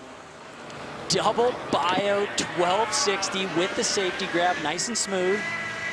Switch right side, double cork 14, really nicely through these jumps. Oh, and then to the left, so both ways switch 1440s. Diversity, dang. Wow, I gotta see up top. The only thing I think they could dock him for is that top rail feature, whether he meant to jump over the double kink or that's supposed to be a 360 switch up. Oh, and that looks like he just was popped off too far to the side.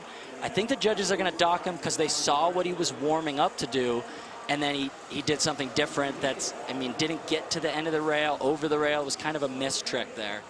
Here's the switch left side. Double cork 1440, so smooth, mirrored perfectly with the right side switch 1440. It's just amazing to be able to spin both of those back to back so well. All the elements on the jump proper, great landing, no body parts dragging, 76.33 for his first run of 2, puts him into 4th place. We have more yet to come. ABM, Kenworthy, McEachran, Gepper, just heating up here as the sun comes out here in Aspen on the Jeep Slopestyle course. Stick around.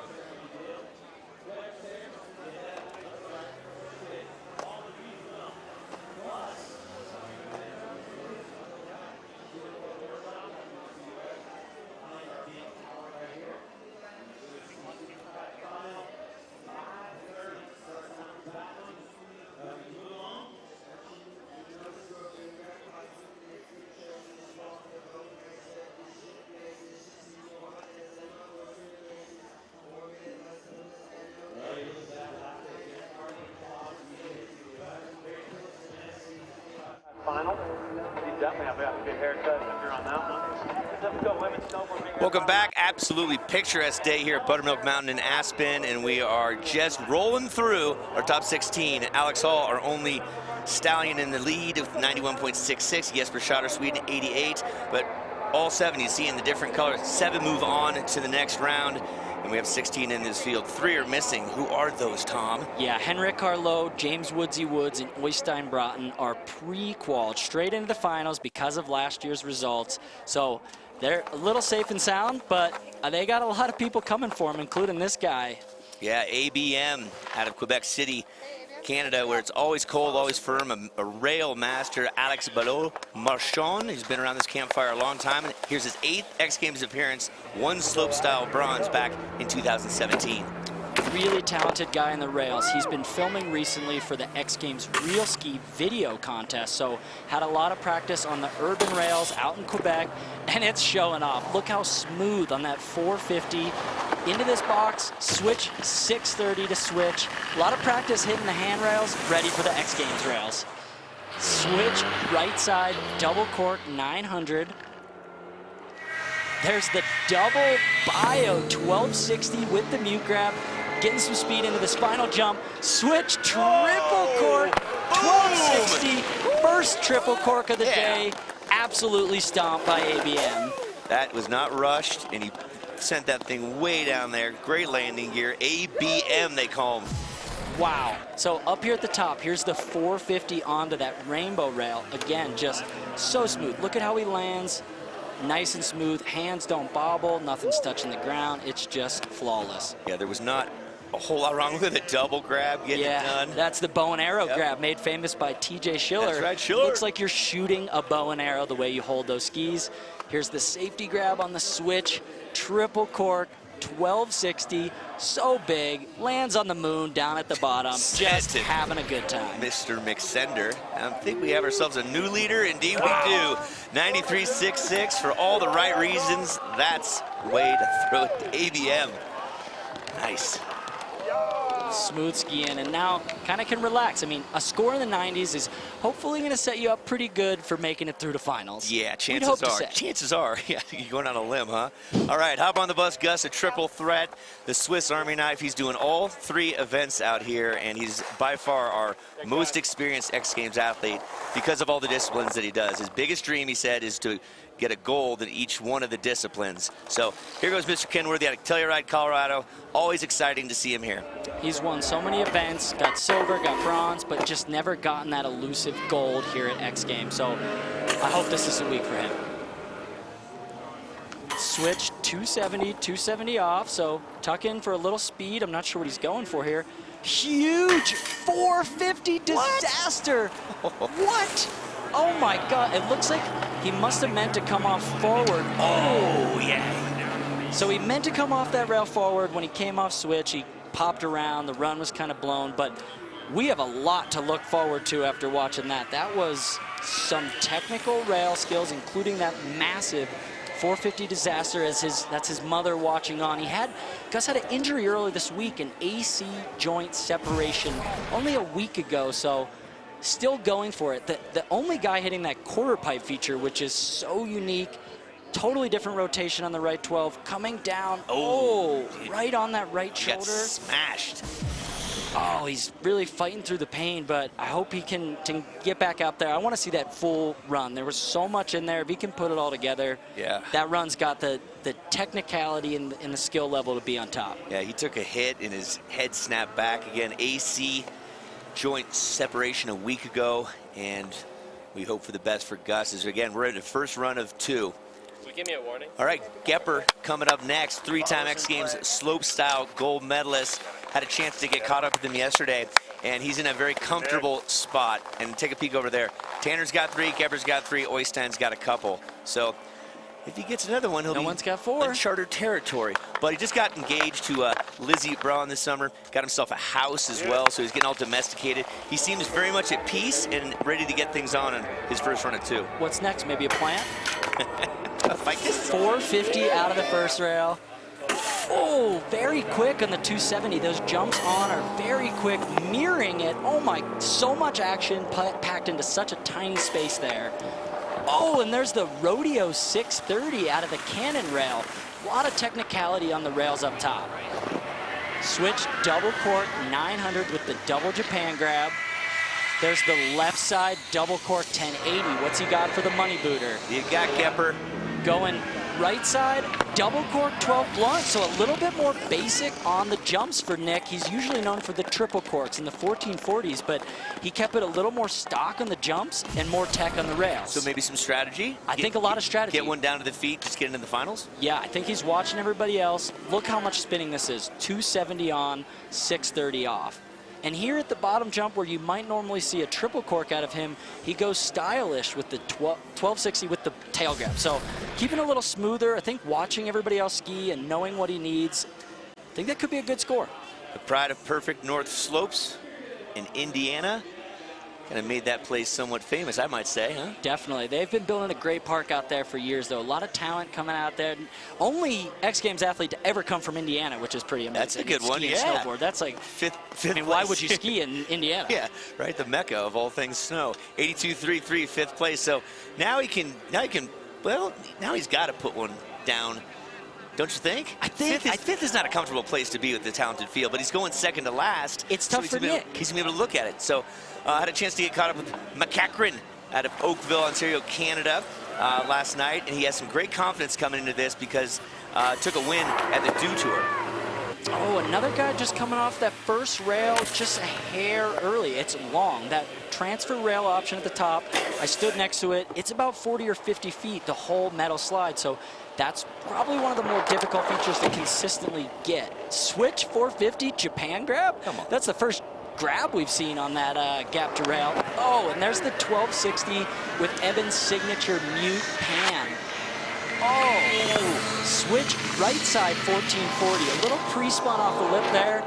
Into the switch left side 1440. So another guy doing both 1440s. And compared to Nick, where we see in 1260s and 1080s, Evan's doing 1440, 1440. So a lot more technicality on the jumps, but it all comes down to like how well it's landed, how well the grabs are done. A lot to watch out for in these runs.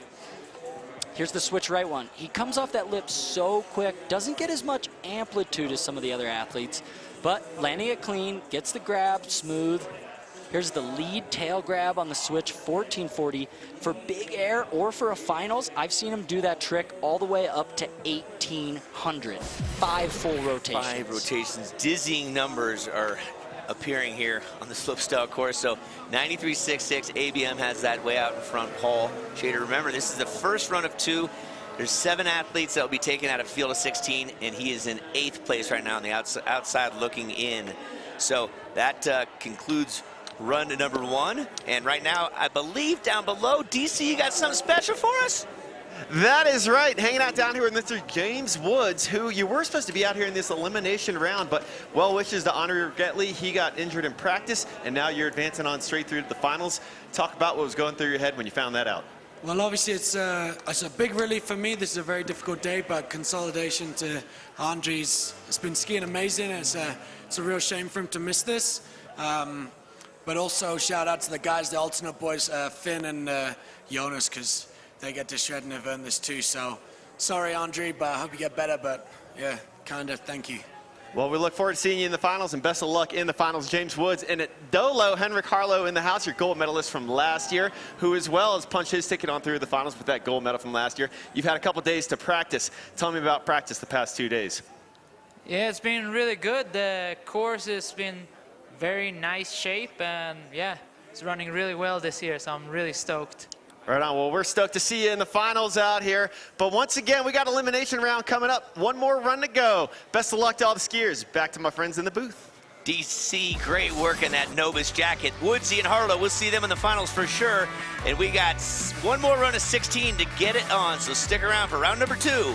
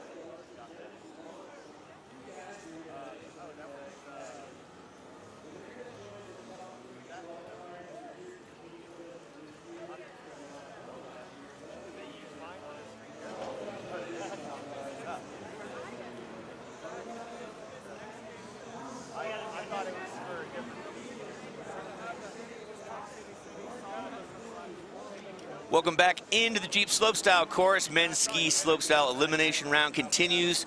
Done with run number 1 of our 16 athletes. Looking to do that one more time. You see the pink fuchsia highlight there of the top 7. 72.66. That's the number right now that everyone's looking at to get in.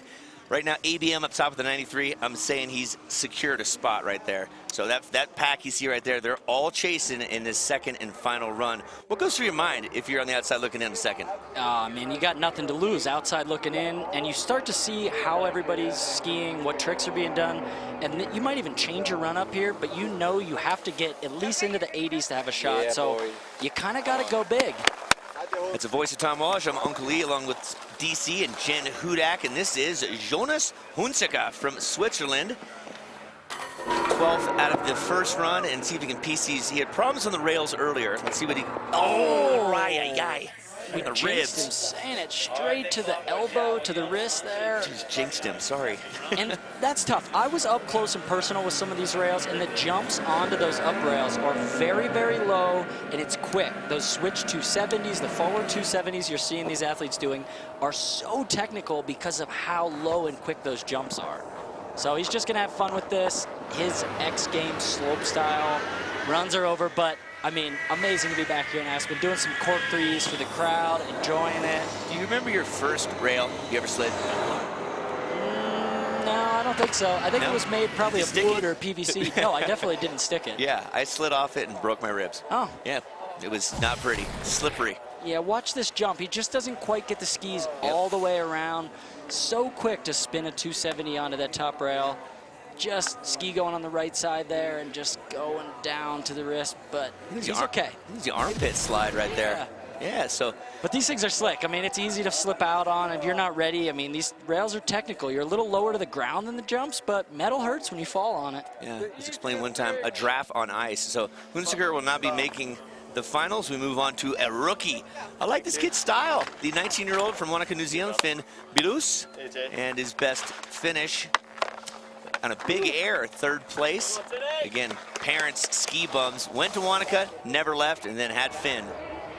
Definitely somebody that's probably been inspired as a New Zealander by the Wells brothers, by Jossie, who won this event. It's just like talent coming out of Wanaka. Wow, nice little tap there on the back 270 out, adding a little flair. There's the 450 pretzel 270. Very smooth through those first rails. Switch 270 back 6, so where he did a backside 630 earlier, he added a spin onto the rail. So really upping the level of difficulty on those top rails. There's the switch, 1260, adding 2 grabs. So mute to Japan, showing both variety. Way better on the tail grab there. That is a full improvement on that run. Yeah, well done by the young gun. All the way at the top here, you'll see him on this top box. The box is a little bit easier of an option, but still technically sound, spinning, switch ups. Here's that switch 270 into the backside 630. So upping that level of difficulty into this first jump. So he's doing 1260s again. He's going left side, right side, switch right side, then forward right side. So getting the mute grab, nice solid grab here, does a double grab on jump 2 and a tail grab on jump 3. I mean, a lot of different variety. Judges like to see you not doing just mute grab or just safety grab. A little different on each hit goes a long way with the judges. Funny you mentioned the Wells brothers. This is the first competition in, I believe, over a decade that we have not had a Wells brother in any of the competitions. So these guys inspired, 74.66. Finn Bilus. I thought that run was better than that. Yeah, so the judges being hypercritical, so he's in 7th. He's going to sit on that bubble for a while and just stare at it and watch the next 16 come down. So I mean, we didn't see a 1440 or a 1620, but I thought that was a smooth and solid run. But yeah, you know, yeah, we're not judges. We don't play them on TV. All right, the youngest is Phil Longvin out of Mount Tremblant, where it is so firm, and watch this rail skill. Man. A lot of spinning up top there. Into the up rail. Switch on, 270 out. And there's the 450 on, backside 2 out. Kind of pouncing around there. Into the right side 450, 2 out. So already way better, cleaned up on the rails. A lot of technicality. There's the right side 1260 with the tail grab. Kind of looking for an octo grab maybe. I'm not sure what he's looking for there. There's the switch double bio 1260 as well. Into this bottom jump, double cork 1260 mute, cleaned up. Also, him and Finn, both way better run 2s than run 1s. Yeah, so he's in that 8th spot right now, that outside looking in, and here's the rails coming in switch. Yeah, just a little basic, switch on, 270 out, but that first rail he spun a lot, and here, the back-to-back 450, back 2-7. So one to the left, one to the right, showing both directions, technicality, using the rails to the full potential. There's that switch double bio 1260, so going for like the truck driver, bow and arrow, double ski grab there. And there's that 1260 with the tail grab at the bottom, smooth landing, no hands down. See what the judges think. Okay, again, 74. 6.6 is the score to beat to get into the top 7. He's in 8th presently. He's crossing his fingers. This is Phil Longvin from Quebec, Canada. Been skiing out of Tremblant for a long time. 78.33, that puts him into 6th. Oh, so he can take a breath for a moment as everyone up the tent's looking on, so yeah, fired up on that one. Nice one for Phil. X Games rookie, I mean, it's so nice to put down 2 runs. All the pressure of your first X Games, that's pretty impressive to me. Okay, a guy who lost a shoe on his first run, Josh Christensen, Olympic gold medalist back in Sochi, X Games silver in 2015. He's got to put everything he knows he's capable of into this, skating on into the rails. Definitely. Up on the first rail, transfer, coming out to forward. I think he just, maybe he was coming off a bit early. I think he was looking for the 450 out there, but couldn't quite get it. There's where he fell on run 1 and cleans it up a lot. Keeps the ski on, so a lot better there. There's the backside 630 out of that first cannon rail. Double cork 1260 with the mute grab, coming in switch. Light changing just a bit on the landings. Switch, double cork 10, yeah. That was massive. Went way down the landing, and I think that just killed his speed and washed out a bit. Yeah, that's, oh man, I love the tail grab on that switch double cork 1080, but it looked like he just went so big. There was no chance to land and then hit the next jump. So for Joss, losing a shoe on the first run, missing the final kicker on the bottom up top. There's the switch 450. Front side 270 out. Yeah. A little bit of a bobble though, and just doesn't make it through the whole jump. So here's the 1260 with the mute grab. He hasn't done this one a ton. I was talking to him, and this one still scares him a bit. It's a little different. The switch 1080s he's good with. It was that first one that thought he'd be good after that trick, but just going a little bit big on jump 2.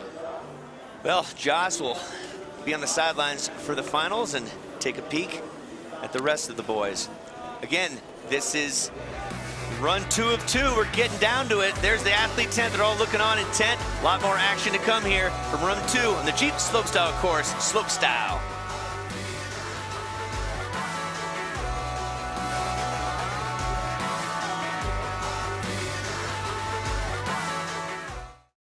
Mike going like way bad there for a while? I couldn't hear it. Yeah.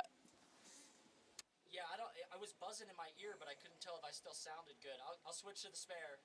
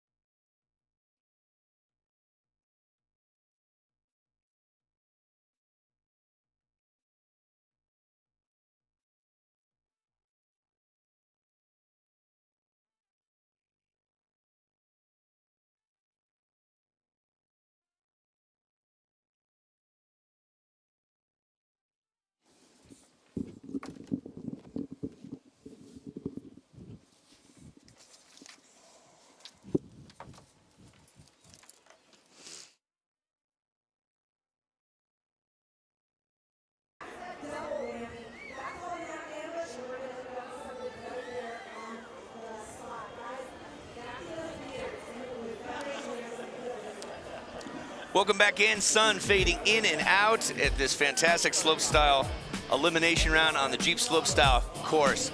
X Games been going on so long here in Aspen. First slopestyle event back in Vail, 1998, where the legend JP Auclair took it. There were 2 jumps. That was it. Things have kind of changed here now. You got a garden of rails and a bunch of jumps, and we're now looking at the Minnesotan from Chaska, Willie Borm. His only X Games appearance was back in teen. Took a bunch of years to get back here to the big show, and we're looking forward to seeing him on his second run of 2. Currently in 4th place. Yeah, nursing a couple injuries there for a while, but nice to see him back at X Games. Oh, and just coming off that first rail a bit early. I continue to say it. That first transfer rail feature is very long. It's the balance to get to the end of it every single run is very tough. You can tell he's just off of his line. He's just kind of, yep. That's what happens. Done. So now we'll just have a go in the quarter pipe, take it easy, see if that 84.66 is going to keep him in that top 7. That's tough. 84.66. It could be. It could last. It depends on what all these other athletes do. If they step it up, they get a lot of scores in the high 80s and the 90s. But for now, sitting safe in 4th, and we'll just have to watch. Here's the bobble up top. Oh, and this is the switch 270 coming off a bit early, and I think he already knows the rails are kind of messed up and just going to call it from there. If you're not perfect throughout the whole course, you're not going to get a score in the 80s. You're not going to score high enough to overtake that 84 you already have. So he's just playing it safe. You know, no reason to risk it for no reason. Yeah. Again, run 2 of 2, 16 athletes total. We take the top 7, and we'll marry them with Oystein Bratton, Henrik Harlow, and James Woods. Those 10 will go to the finals. 250,000 almost Instagram followers on this guy. Mr. Jasper Shader does a lot of filming, knows how to ride the park very well. Let's check out his skills right now in run 2. Yeah, so much filming, so much talent on the rails. Oh, just coming off a bit early on that first box. Rising. But I tell you, if you guys have a chance to look Jesper up on YouTube, on Instagram, he does some of the wildest rail tricks in skiing. A loop rail, all sorts of flips on and off. It's amazing to watch, so go look him up. Another rail bobble, and there we go, a backflip for the boys. That's right, all in the name of Shane right there. He's in 3rd with an 88, so he's just going to see if it holds on. And another backflip. I hope he goes for 2 right here. Let's see the double. Come on, come on. Oh, and just laying it out with a floaty one. That's beautiful, though. But yeah, Jesper sitting pretty good. 88, that's a lot better than the 84. I think that's a pretty nice score. He's going to have to sit and wait, but oh, and this is just beautiful. That's beautiful. Here, I'm going to give a shout out right now to Shane McConkey because freestyle did not allow backflips. Shane and another ski resort over in a mogul competition in Defiance threw a backflip. He was one of the pioneers to say, we need to have some flips going on in this sport. Got removed from the event, if I remember correctly. Got removed from the event, then he did it and came back and did it naked. Now there's a beer in Colorado that has him spread eagle with a censored across it right now. I saw it in the bars the other night. Classic. Long live you, Shane. Rest in peace, Shane. Inspiration to so many of us. That's right. Here we go. Fabian Busch. So excited to see this guy on the big air, but right now he's got to get in on the mix on slopestyle. He is on the way outside looking in. Put it together there, Fabian. Front flip 180 out. A lot of cheers from the crowd on that one. They love it. Switch on, 450 out, picking up a little speed. There he is on the 270 on, 270 out of the rainbow. So smooth through the rails so far. Switch. Oh, 450, 270 out, a little bobble, but holding it together. There's the switch, double cork 1440. So that's where we saw him mess up in the first run, where he just messed the set. There's the switch, right side, double misty 1260. Into this bottom jump going double cork 1620. So many spins, so many rotations on that run. A couple minor bobbles, but so technical, the full run there. Yeah, the gold medalist is a rookie in the big air in 2016, so you can see why. And love this front flip on the box. So much gymnastic and technical air awareness to be able to flip around, land back on that box. Here's where he messed up on the first run and only did a switch 900. Here he is going for the 12, getting the safety grab, but a little bit behind the binding, so not quite the proper way to get that grab, so some deductions there. Here he is at the bottom going double cork 1620, and he is getting that tail grab. That is so technical, grabbing that whole way, smooth move. Yeah, 2 off-axis flips, 4.5 rotations. And Fabian way better than his first one, I'll tell you that.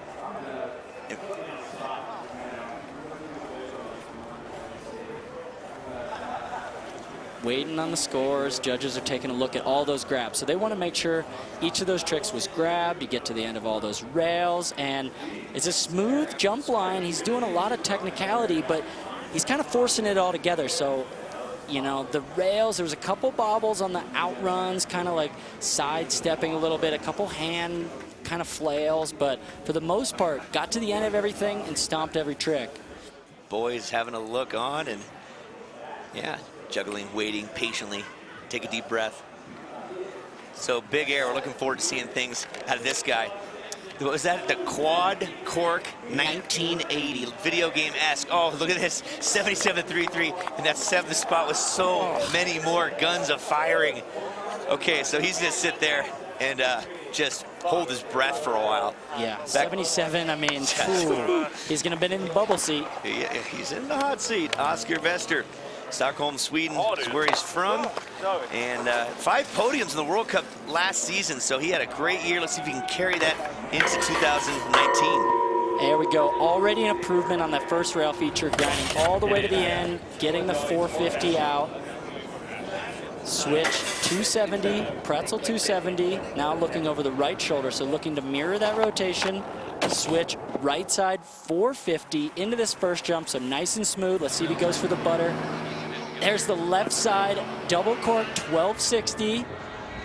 Going switch right, double misty. Oh, not enough hang time to get the switch right side double misty there. So already cleaned it up way better at the top, but just not able to put the jumps down at the bottom. Yeah, and that's gonna do it for his day. Now slow this down. He just really goes over the handlebars, so going over the head and just can't quite get it back to his feet. So needs to get a little bit maybe more inverted, a little bit more flip out of that one, and he's known for that trick. I hardly ever see him fall on that, and maybe a little flat light, lost his place in the air, but that's gonna be the end of his day.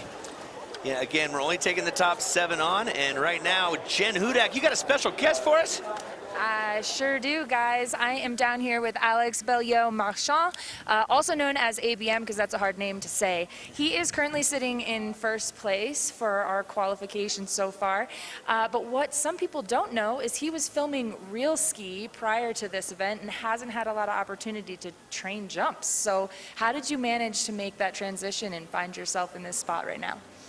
Well, I feel like when you're skiing the streets, there's just so much danger and stuff. So now, like, just come back here and switch my mindset, and I don't know. I feel like it's almost a safer place, safer environment here. So I just threw down the tricks that I know how to do, and I'm stoked to be in the first place.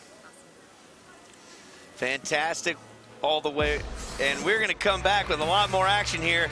Jeep Slopestyle course, men's ski elimination, top 7 move on. Who will it be?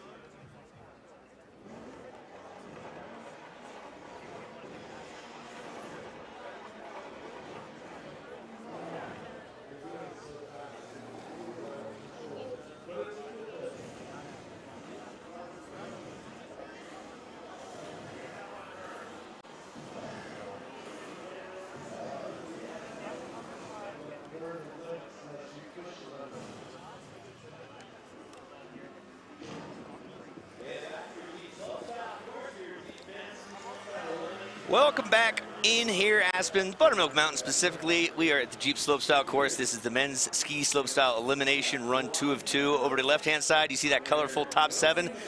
because they right now are in the comfort zone. That score, 77.33, hovering around that neck of the woods, and it's been that way through the years. Around the 80 mark is where you make it in or you don't. So keep your eyes on that. Those few right there, some are already out, and we'll see what happens as we roll on down the line. We head back up to the top, and McCrae Williams will be our next competitor on The Price is Right.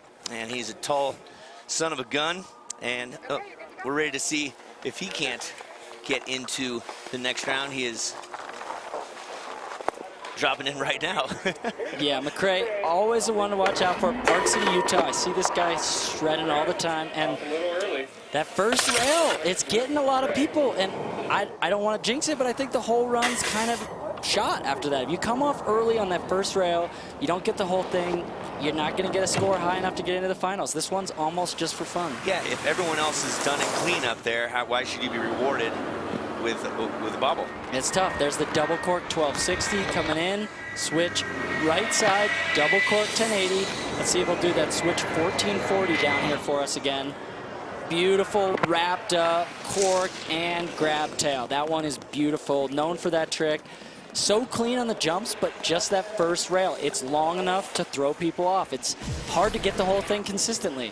Here's the switch 450, gapping all the way out there onto that box, and then coming into these jumps nice and smooth. So great stuff on the jump. Here's the double cork 1260, gets the mute, nice and stock, spots the landing.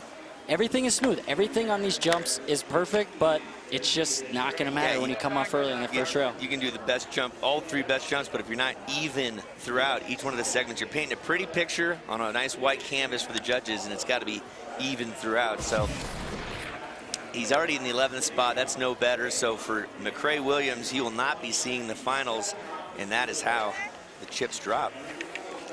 Fun watching, though. Those jumps are so smooth, and always a fun guy to watch. If you're at Park City, go watch him ski. He's always throwing down. Yeah, him and Josh, roommates, spent a lot of time together. This young chap won the Mammoth World Cup last year, and his name is Teal Hartley. Teal's in that 14th place, so he too has to put the pedal to the metal. So guy to watch out for. He's got a couple unique rail tricks, including the down rail. So watch for the 270 he does on, and then also the really unique rotation on jump number 1. So here, coming into the up rail, and then watch this next rail trick. Lands forward, and then coming with the tips under, 270 on. Just going to switch. Last time he did the pretzel, I think this might be a little bit ad-libbed here. Switch right side 450, getting it still.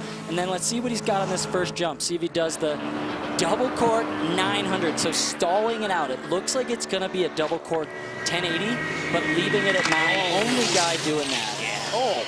And just not getting the pop, more of a float off that, and that just changed his amplitude, obviously, and off goes a shoe. Yeah, not a lot of amplitude on that one. Looks like he needed a little bit more hang time to get that switch 1440 around.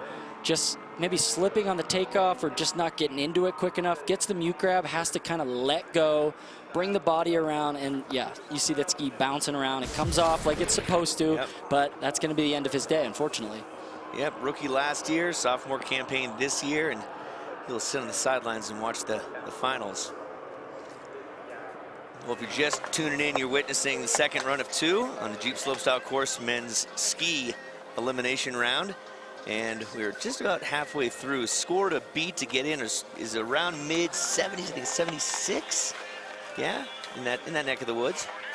Alex Hall setting up pretty close to the top, though, 91.66. So he's pretty set. Like, this is a chance where if you didn't want to, you probably don't have to do that many hard tricks, but he's reaching for grabs. I think he's probably going to go for it. I think he wants to get the top qualifier spot. Indeed. Over to the right-hand side, U.S. coach Skogan Sprang, one of the legends of this sport. Now he's coaching the youngsters. So here we go, 6'4", 180. So much mass to throw around here. Is that a problem sometimes? You know, I'm not necessarily sure if it's a problem or not. As a smaller guy myself, I think it works best, but he's definitely got the weight to clear the jumps. So unique rail tricks there, going switch to tip tap. And there's another tap. Oh, going to switch 50-50 and somehow staying at 50-50. And this is going to be a throwaway. I think he wanted to, kind of clean everything up and go big, but sitting with a 91.66, he's pretty much not guaranteed, but pretty set for finals. So play it easy. Get through this run with a couple cork threes with a nice tail drag there. Just having fun. He's got a sweater on. I think it's a little cold out for a sweater personally, but, you know, style. We're in Aspen. There's a lot of good-looking fashion here. Interesting fact, his parents live in Zurich. They're both professors. He lives there in the summer and lives with his grandparents in the wintertime in Salt Lake City. So getting a little multicultural. I bet he picked that sweater up in Switzerland. And it looks like a Swiss sweater. A Swiss sweater. Back up top, 8th place outside, looking in for Nandal out of Norway. He's going to have to up it just a bit. And when he's not skiing, he's building cabins. How's that? Fascinating. Here's where kind of messed up at first. So he gapped that rail first time. That time getting the front side 360 switch up. There's the one-footed slide. Only guy we've seen doing some one-footed slides today. And already way better through these rails. Switch. Cork 450, that was kind of sideways. That was a huge switch 450. Here into the double bio 1260, nice and smooth on the landing. CB can do the 1440s back to back. Switch right side 1440 with the mute grab. Into the switch, left side 1440 safety and gets it, pulls it all together.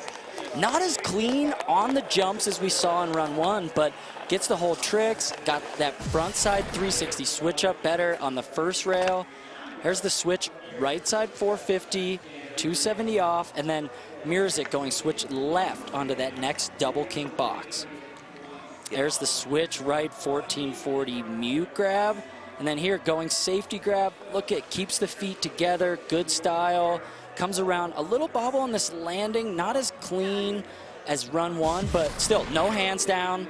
Not major deductions there, but maybe some minor stuff. All right, moment of truth for the 20-year-old from Oppegard, Norway, in his 3rd X Games appearance. Remember, we're taking the top 7 into the finals. 89.66. He's way up the mark into 3rd. Nice. Swung for the fences and got it. So he's in a good spot there.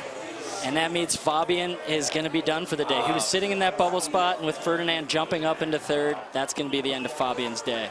Yeah, there we go. So ABM is way up top the leaderboard. We have 4 competitors remaining. Will we mix it up? You're going to have to find out here on the Jeep Slopestyle course when we return.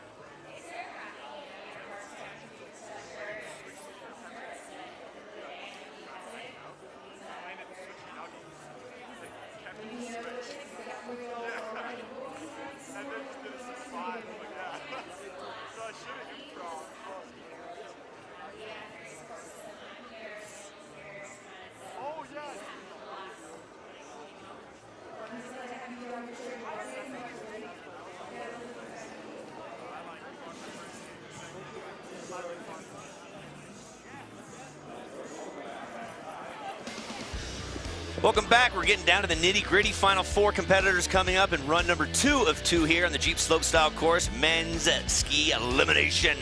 So it's kind of heating up for 2 dudes, but right now let's just focus on the 7 you see right there. Score 78.33. That's the way you want to be. Anything beyond that, you're on the outside looking into the Jeep. Right now we're looking up to the start there. There's the rest you see there. There's 2 remaining here that are not in it. That's Gus Kenworthy and Evan McEachran in the 16th and 10th position on the left of your screen there. Those 2 are 2 of the 4 yet to come, and we start now with ABM. So, Tom Walsh in the lead. What do you do here? I would go through the entire course, do straight slides, backflips, maybe a cork 3 for fun. But who knows? Maybe he wants to practice his run and get a score on a different run, or try to see what the judges think about a different line. It looks like he's still going to go tech on this one. Oh, ooh, nice greasy backslide there on the rainbow. So one-footed slide with the back foot. There's the switch 630 disaster on that box. He's not holding anything back. Oh, and there it is. So where he did a double cork on run number 1, he's just doing a 540. So merely the setup trick version of those double cork rotations. And it looks like he's just going to have fun with this. I mean, 93.66. There's the double cork 720 with the Brebby grab, he calls that. Tweaking. I think I tore my ACL watching him tweak his knee like that. Put you in the meat wagon and hauled you away. Hauled me away, folks. Yep. Rainbow, look at this one little, this is just greasy. Yeah, so only sliding with one foot, obviously more difficult to balance, kind of shimmying the front leg a little bit there. We call that a backslide. Only a few guys doing that, and here's just the switch 540, gets the Japan grab, but overall he's just warming up, and we're going to see him on Sunday. Indeed, we are his best, a bronze in 2017, last year a 5th Olympic bronze medalist, and that's a great shot of the tower down below. That's where all the live announcers, a lot of the VIP stuff is going on, and this setup is awesome. And check this out. This is where your knee went out? Yeah, this is where my knee blew out. So not quite getting the double cork on this one, but 720 with the Brebby grab, and yeah, it hurts. I'm hurting. Right? I need to stretch. It's like a spread eagle meets a daffy meets a back scratcher. A little bit of old school, new school combined. Love it. So that's your current leader, ABM. He will go into the finals. That is a for sure right now. See if he can best his bronze. Good to go, guys. Okay, so Gus, however, is in the outs, is not in the finals thus far. Give Scogan a punch, as well as Andy Woods, the 2 U.S. coaches. And again, Gus Kenworthy, the multi-purpose tool, a Swiss Army knife, doing all 3 events, no golds, had a tough crash off the quarter after he had some issues on the rails. Let's see what he does now. Yeah, smooth so far through the rails. One of the only guys, or the only guy, hitting the quarter pipe features. So if you're the only guy doing something, it stands out and the judges love it, including this massive 450 disaster to forward.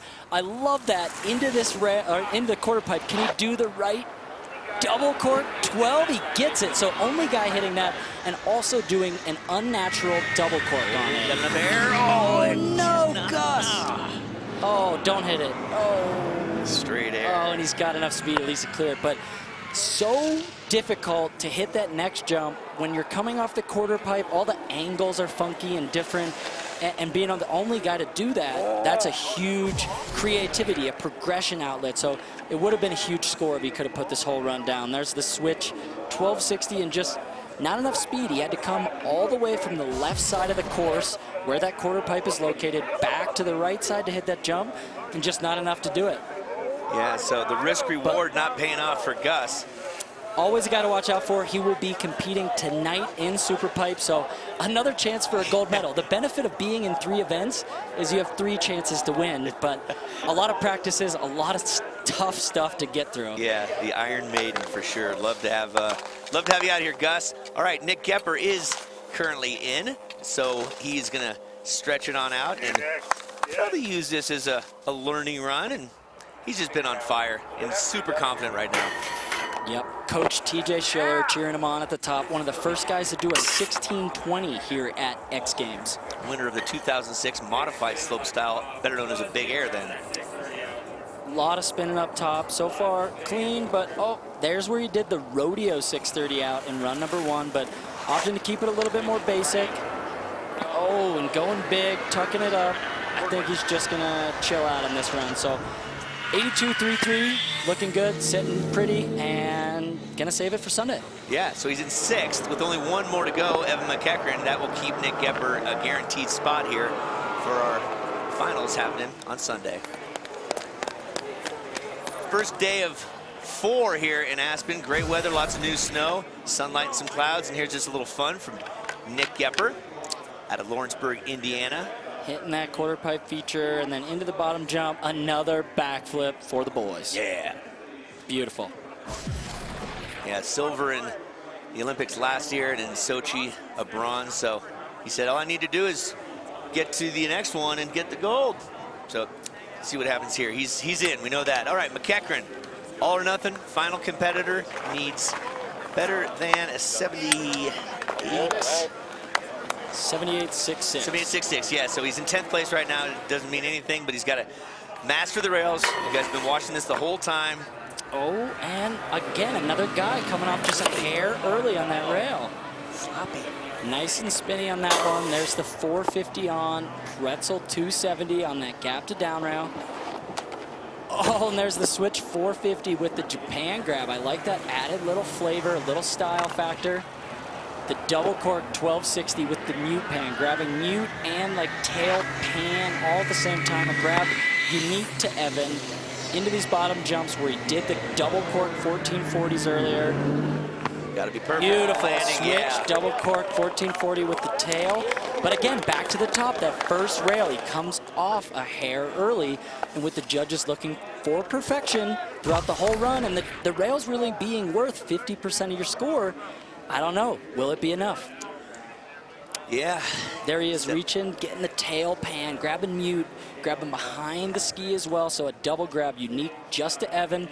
Here's on that bottom jump, reaching back for the left-handed tail, holding it for the full rotation, so smooth, lands, knees hardly bend on that one, just so smooth on that landing, looking for a higher score all the way up to 78.66. So just taking a deep breath.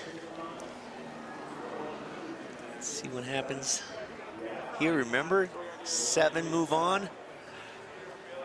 If we look at who's breathing very hard right now, it is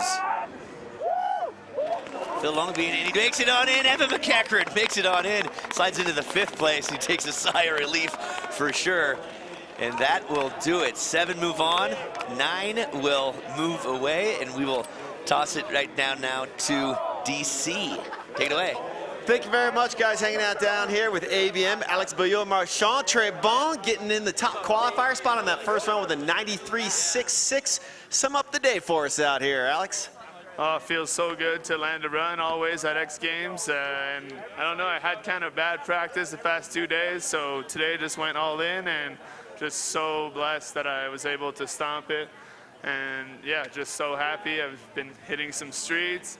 Haven't been practicing too much, so to land it just means so much, and glad to make finals. Right on. Well, Trey Baum, and bravo. All in you did, though, with the triple, and we'll see you in the finals. Back to you guys. ABM, one happy guy. We started with a 16 just an hour and a half ago. We subtracted 9, and look, 7 are there. ABM, Alex Hall, Ferdinand Dahl, Jesper Schotter, Evan McEachran, Willie Borm, and Gepper slides into that 7th spot. The man from perfect North Slopes. All right, so that's the way it shapes up out here. They'll join.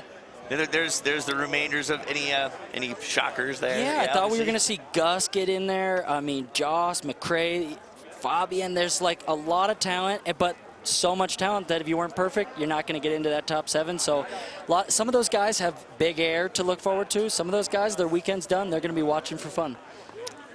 Yeah, now we look at the start list for the final 7+3. The 3 pre-quals again: Henrik Harlow, Oystein Bråten, and Mr. Jamesy Woodsy Woods. So that's happening on Sunday. Looking forward to seeing it and take a peek there. There's well, that's a little incomplete. But running, yeah, reverse order. So the guy, Nick Epper, squeaked in there. He's going to be going first. And then obviously Henrik Harlow, last year's gold medalist, is going to be the final drop. He's going to have the advantage of seeing what everybody else does.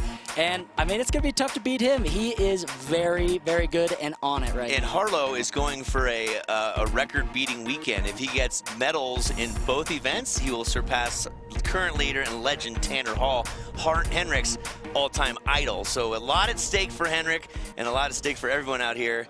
Fantastic time. A lot of good action here on the Slopestyle course. Flipping, twisting, crazy rotations. Your thoughts, Tom? Amazing day, a lot of talent. Double corks, triple corks. Can't wait for Sunday's final. This has been the Jeep Slopestyle course, men's ski slopestyle elimination. Great views, great shots, day 1 of 4. Lots more action to come. Thanks for tuning in to X Games 2019 here in Aspen.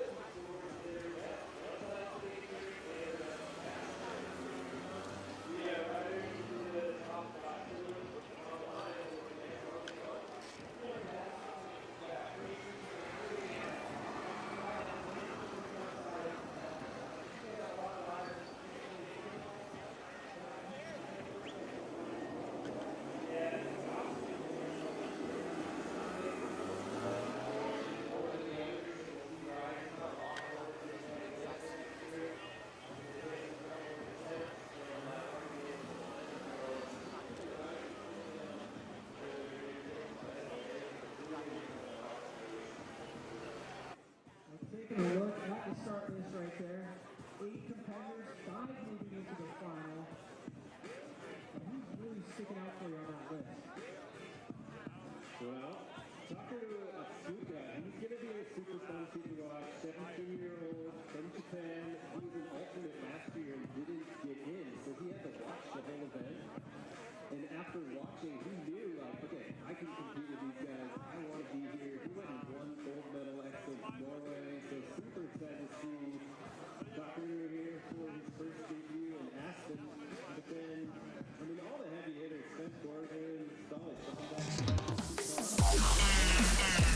Warning, you are now entering a hammer drop zone. Welcome to the Real Cost Men's Snowboard Big Air Elimination. Brandon Graham alongside my Big Air co-pilot Craig McMorris.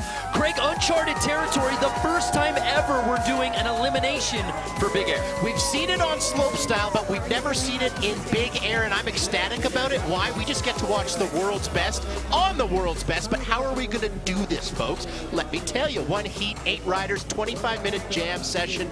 Your best 2 scores count. You got to spin in 2 different directions, though. Keep in mind. Top 5 out of our field of 8 moving on to the final. Already qualified, Yuki Kadono, Mark McMorris, and Chris Corning.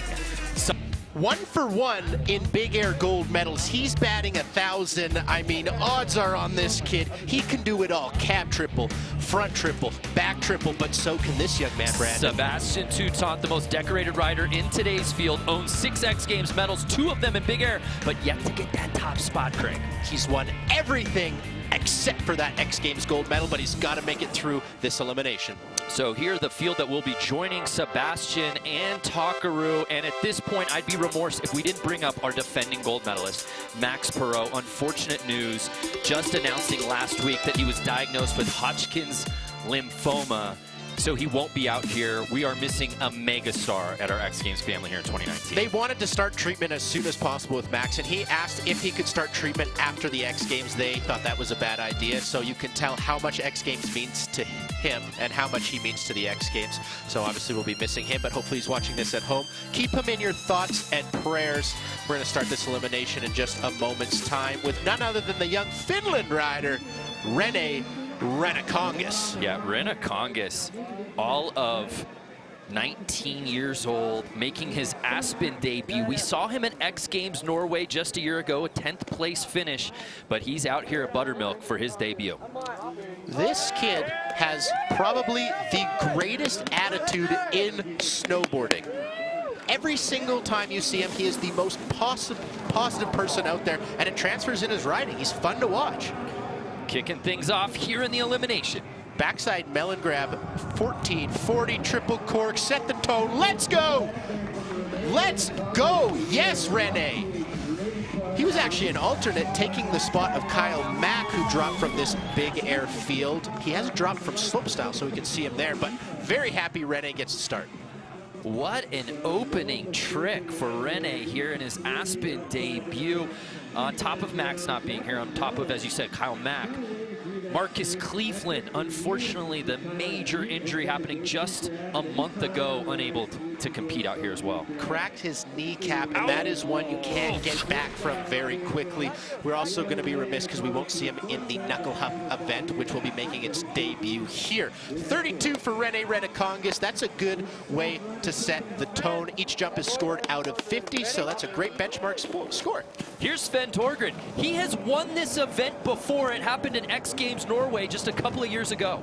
Left foot forward, natural way of riding. Taking off left foot forward, landing left foot forward, 1440. If you're not good at math, I'm going to help you out. That's 4 full 360s. And I do want to correct myself. He won Slopestyle a couple of years ago at X Games Norway 2017, not Big Air. Now, this 1440, we have seen it a number of times in Big Air. We've seen a lot of different directions. What I like about Sven Thorgren's is it's not as flippy as we used to see his, and I like how he grabs nose, front hand on the nose of the snowboard, almost the entirety of the rotation.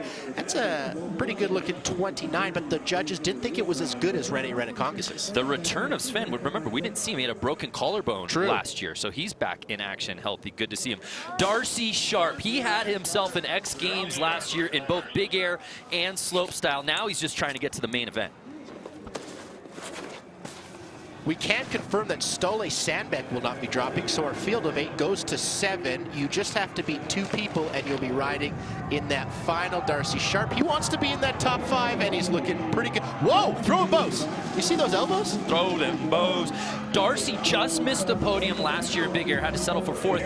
And lest we forget, a silver medal in slopestyle last year. He came off one heck of an X Games, and he wants to continue that momentum. He also learned a front triple Indy. I saw him do that in Whistler before this event when he was training with the Canadian national team. We'll see if he brings that for his 2nd score, but that's, oh, see, I love it.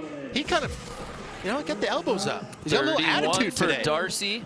Sister Cassie, feeling himself, will be competing later tonight in the women's ski pipe. And she's always a favorite when she's dropping in on that half pipe. Oh, Sebe de Boek, one of our favorites, 23 years old, out of Belgium, making his 3rd X Games appearance. Poor guy broke his nose yesterday. He broke his nose in Japan before he got here, and then broke it again in slopestyle. One tough cookie. Loves the color yellow. I bet you he likes Coldplay as well. Yeah, safety just very important to him at this point. Wow. Okay, I have to talk about this, folks. If you've ever been punched in the nose or broken your nose, it really, really hurts. And it doesn't hurt just sometimes, it hurts all the time. The impact that you take when you're breathing heavily or when you're trying a frontside 1440 tail grab, it's gonna hurt too. Can we talk also about Sebe's height, 6'4", perhaps the tallest guy out here at all of X Games? I think it accentuates his style. And I mean, if you're really tall, sometimes it's hard to have good style. It's hard to be composed. But Sebe, I mean, he was born with great style, and he's huge in person, but he doesn't look super big when he's riding a snowboard. Yeah, well said. So here's Takaru Atsuka, winning a gold medal in his X Games debut at X Games Norway. He had his triple cork 14s on lock at that event. Remember, that was a scaffolding jump in what was essentially summertime in Oslo. This, however, is one of the best big air jumps that we have seen. Very, very poppy, very, very big, and Takaru Atsuka using all of that pop. Holy. 1440 from Takaru Atsuka. Now, if you were paying very close attention to that start list, you would have thought Carlos Garcia Knight would be dropping right after Sebe de Boek, but he is opting out on his first run. He hasn't dropped officially from the competition, but choosing not to take his first run. Interesting strategy. I don't know if it's going to play out for him. You don't get many runs in the jam format. They're valuable currency. I'm sure there's a reason for that. You see the guys up there liking what they're seeing from Takaru, but just talk about what a force he has come just seemingly overnight, at least on the X Games stage. I mean, we saw him in Norway, gold, and every single other competition we've seen him at, he has been in a podium position. I mean, we're going to talk a lot about Japan through the entirety of this X Games, so don't even get me started this early. Sebastian Touton, 26 years old, really growing up in front of our eyes, making his 13th X Games appearance, Craig. Right foot forward naturally, can pretty much do every single trick you could imagine, and can do it very well. So take note, he's dropping in left foot forward, switch stance. Okay, cab triple 16. Hey, how are you? 32 from Renacongas is in first place. I think that's going to beat that may be rider. The highest single score we see so far, 6 minutes in to our elimination round. Now, if you were watching that event over in Pyeongchang, you would have seen Seb Toots winning a gold medal there. So as we talked about at the start of the show, he's got all sorts of big air gold medals, but he doesn't have that Aspen one. It has eluded him in his career. So just like that, we go back up to the top of the list. Rene Renacongas sitting in second place, has that 32 from the right already. Backside triple 1440 on his first jump. I'm going to guess frontside 1440. That's why I make the big bucks. Oh, my goodness. Melon ready grab. to bring you more with me to places. Yeah. You want lottery numbers? I got it all, man. Rene Renacongas, I talked about his attitude. He's always having so much fun. He always has a smile on his face. And why can't you smile after putting down a front melon 1440? Well, for good reason. He's a bass player. He's got a band, Catfish. Catfish with a K, a punk band with his brother. And if you're in Aspen, they are putting on a show. Yeah, I believe they're playing the Monster Party. Yeah, up on the mountain, and that party is crazy. I can tell you from experience. And I think it's going to get even crazier with Rene Renaconga slapping some bass up there. A 32 and a 26, good enough for a 58. Again, if you're just joining us, it's a 2-score format. We take your 2 highest scores. Dropping in now, Sven Thorgren, sitting in 5th place with that 29 on his first run. Backside 1440 run 1, frontside triple 1440. It's too easy for me, I'm sorry, and it looks too easy for Sven Thorgren too, because he just stomped that front triple, arguably one of the scariest triples you can do. Craig, I gotta be honest here. You know, this is our first time we've ever done an elimination in this event. It's not uncommon under the lights in the final that we see some falls early. Yeah. So far, this entire field is having no problem with this jump. And what's crazy is you can see in that slow-mo, what a beautiful shot. It's snowing out there. Light is sun mixed with cloud, so it's really hard to see a white massive landing. These guys are on point. You dabble in meteorology as well? Or? I mean, you got. I do. I'm sorry. I love it. Darcy Sharp with that 31 on the right from his first attempt. Darcy Sharp going off the toes. Frontside 1080. I can believe he would maybe go for frontside 12 or frontside 1440 off the toes. But when you pop off your toe side edge, it's really hard to make up rotation if you don't have it right off the start. Craig, but Darcy Sharp, one of the greatest off the toes. We were talking to the riders yesterday after practice, and they kept talking about how poppy this is, how much lift they're getting. Explain to the fans at home what they mean when they say that, because they're like, isn't it the same jump every single year? It's not. It's very, very different every single year. And when I'm talking about the pop, I'm talking about the curvature of the jump. Right at the takeoff point, it is a lot steeper than it was last year, so that's what causes more pop. Sebe DeBuck, our big banana, he's going down on run 2. But this elimination is pretty cutthroat. Thorgren stomping 2 for 2. Renaconga's 2 for 2. But Sebe just going got down. word that Carlos Garcia Knight again will not be dropping for his second attempt. So we move on to Takaru Atsuka, who's sitting in 5th place right now. Takaru Atsuka. That's that triple we were talking about. Oh my goodness. That was cab triple 1440. Takaru, a regular footed rider. They're taking off switch stance, right foot forward. And once he gets into that ball, he just opens up. My goodness. Opens up the rotation. And not straight board overhead. No. He's just slightly off kilter. Very, very cool. No hand touch, keeps him off. That's going to be a very big score. After a 32 on his first run, the highest single score we've seen today of 40, giving him 72 overall.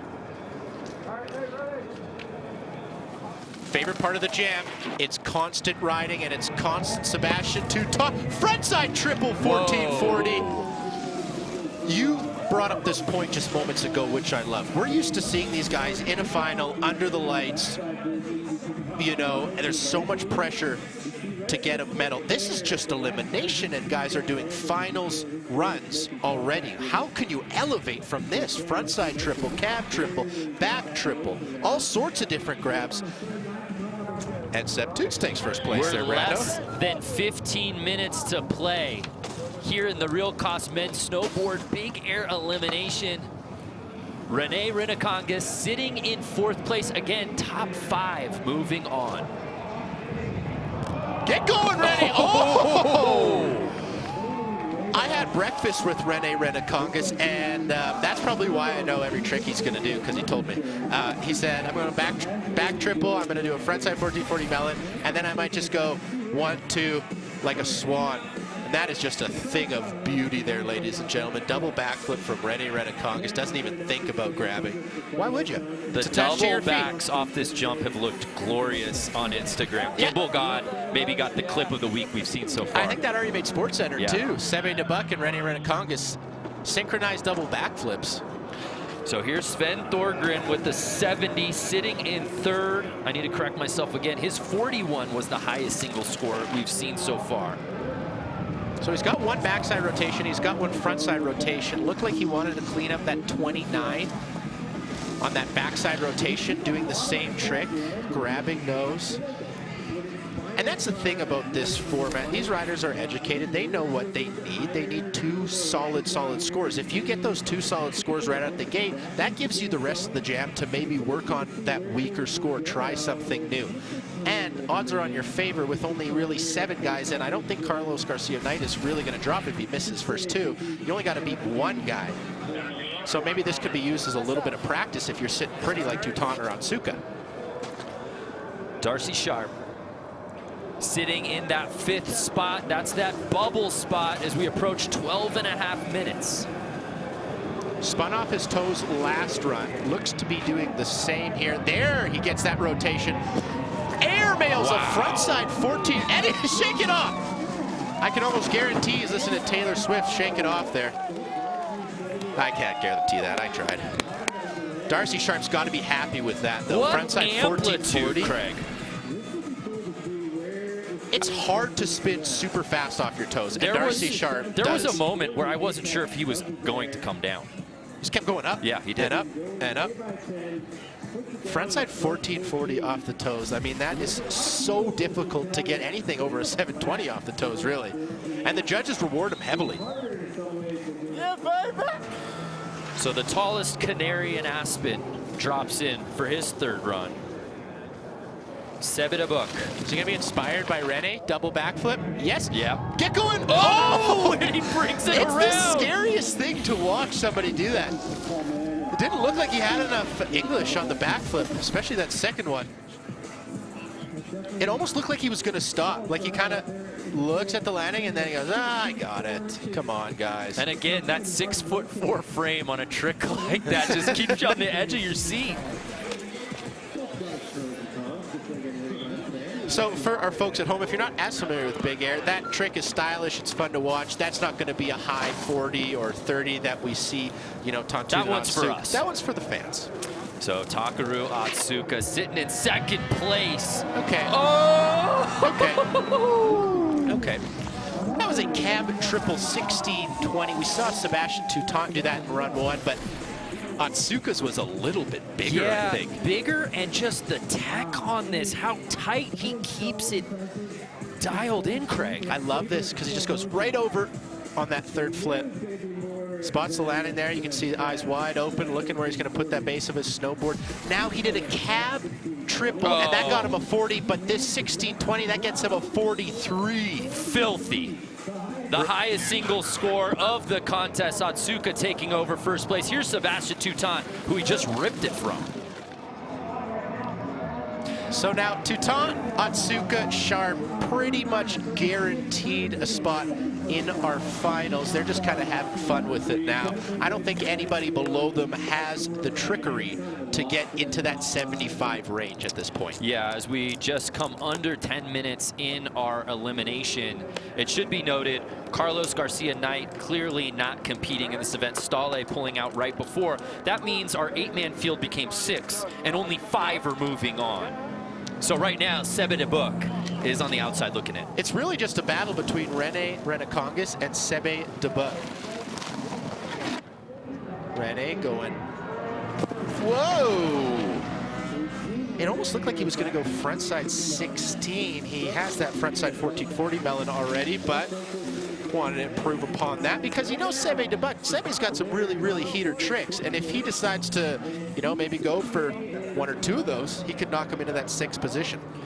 Sven Torgren holding on to that 4th spot. His 41 is his highest score of the day. Trying to replace that 29 potentially.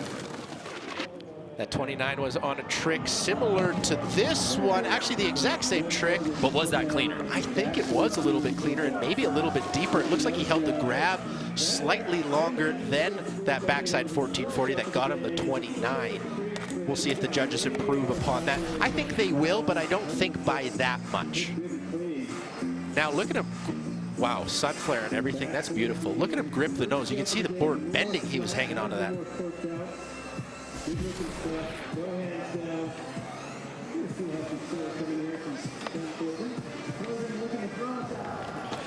So Darcy Sharp ready to drop in. Let's bring in the third member of our team. DC, you got a little report for us on Darcy.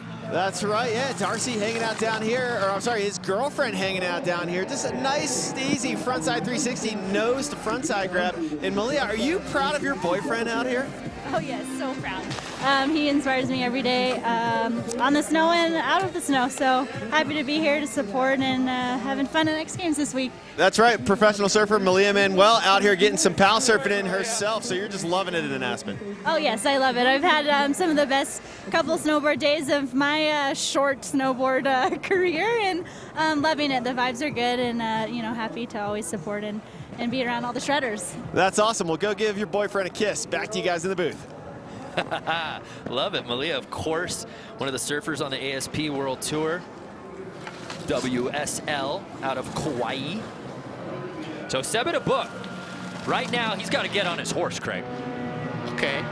Wow, backside rodeo 9 nose grab. And this is what I wanted to see in this elimination. Sometimes when we're in a final, we just see 16-20, 16-20, 16-20. Very, very impressive, don't get me wrong. But I want to see the big buck go backside rodeo on this monster of a jump.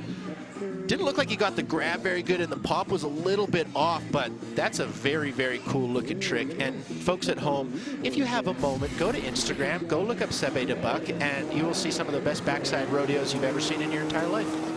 Yeah, fan favorite, no doubt about it. Takeru Atsuka sitting in second place with that 75. He's looking good to move on, obviously. So at this point, strategy-wise, Craig. Yes. If you're Takeru, if you're Sven, if you're Sebastian, are you trying to bring the noise here on this tail end? Are you trying to give a preview to the 3 who are already pre-qualified? Or are you just cruising? I think you want to cruise at this point. You want to maybe save one of the big tricks for the finals. Maybe kind of surprise the judges. The only other advantage of qualifying first is you get to drop a little bit later, which gives you the view of some other riders, see what they're doing, see what their scores are, and you can tailor your riding to that. But at the end of the day, it's not that big of an advantage in a jam format. So I think these guys, they know they got their first 2 down. They're going to be fine. They're going to be in the finals. Now they're just having fun. Sebastian Toutant, as we said, has medaled in this event twice before, but never getting gold this year. Obviously, without Max, without Marcus, it really feels wide open. It does. I mean, Seb Toots on those first 2 jumps. He went cab 16-20. That set a tone. He's got a frontside triple. He's got backside 16-20. He's got the tricks to get him a big air gold. It's just, can you put it down under the lights? And if he rides anything like he is today, I don't think it should be, you know, too outlandish to say he's one of the favorites. Rene Renacongas holding on to that 5th spot. Ooh, it looked like Rene was maybe thinking back 16. So that was his first jump, back 1440 melon. Back 16 would be 4.5 rotations.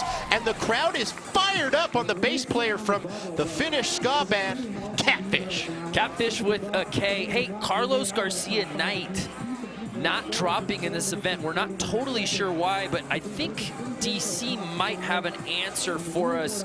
DC, what's going on with Carlos? Yeah, I just had a chance to catch up with Carlos Garcia Knight, the Kiwi, who we're not seeing compete right now. And he took a slam in practice, he told me, and he just isn't feeling right. So he walked away on his own power with X Games Medical, and we're wishing well wishes to Carlos Garcia Knight. Really bummed to not see him out here right now. Yeah, thanks for the intel. That is a bummer because we thought he might have the stuff in this field of 8 to potentially move on. Carlos Garcia Knight has the tricks, and we just haven't seen him on the X Games stage that much. But I thought this elimination was definitely somewhere where he could prove himself a little bit, and we could see him in the finals because he's got the tricks to hang with the Atsukas and the Toutants and the McMorrises and Cornings. Darcy Sharp sitting in that 4th place. Got a 31 and a 40. I like how he spun off the toes for his 2nd rotation. Oh, very, very stylish. Backside 540, but I like in the middle of it. Switches from Indy. A little bit of a melon.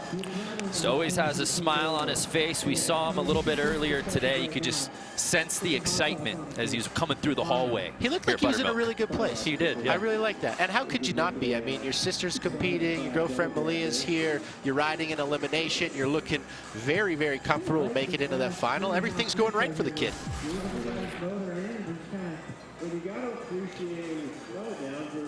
So Darcy will be moving on to the final, which of course is going down tomorrow night.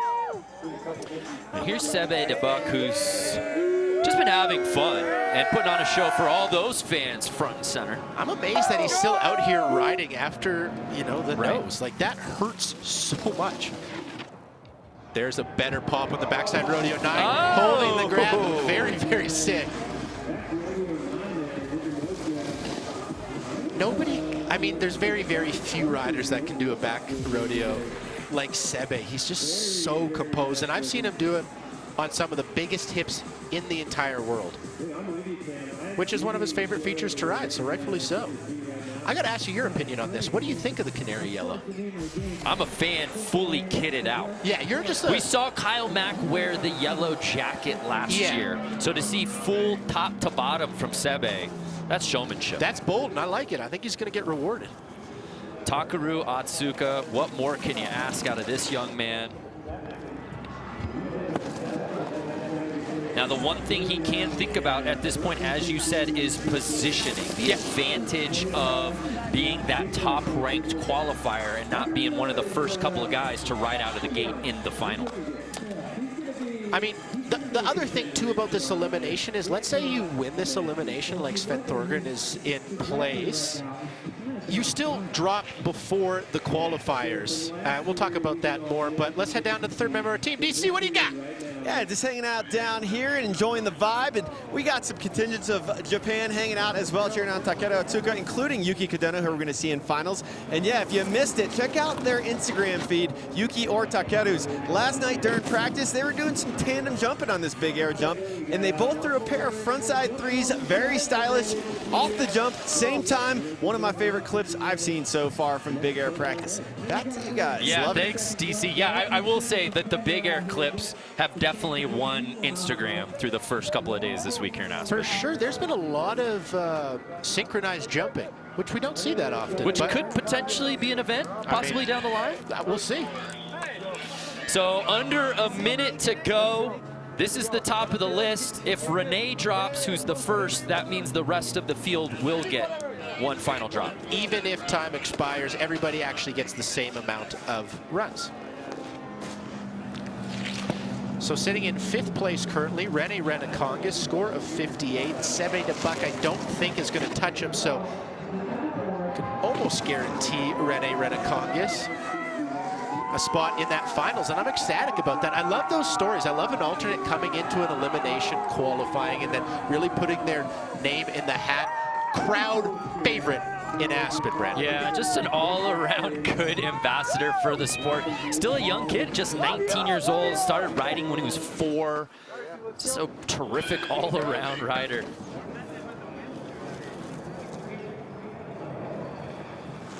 So these are victory laps. I'm just getting word of Sven Thorgren going very stylish. That Sebe will not be. Oh, we're getting mixed signals I heard Sebe was not going to drop, but now he wants to drop. Now he's thinking I might have a chance to get in. So he's going to send it on this final run. That is what we've got our eyeballs on.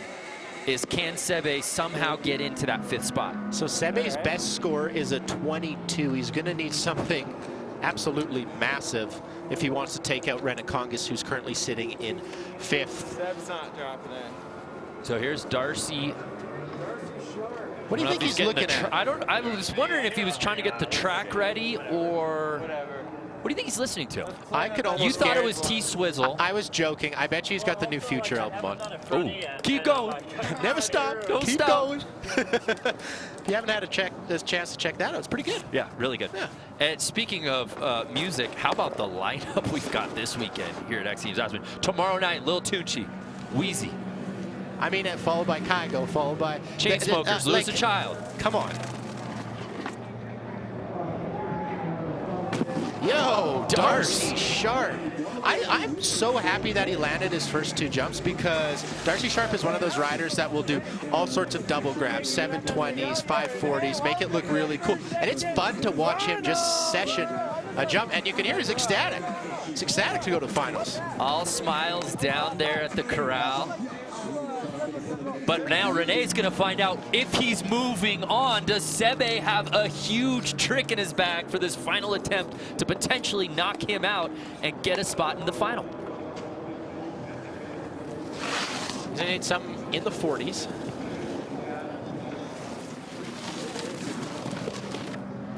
Going double, tame dog, no grab. Wow. No, it's not going to be enough to get him there.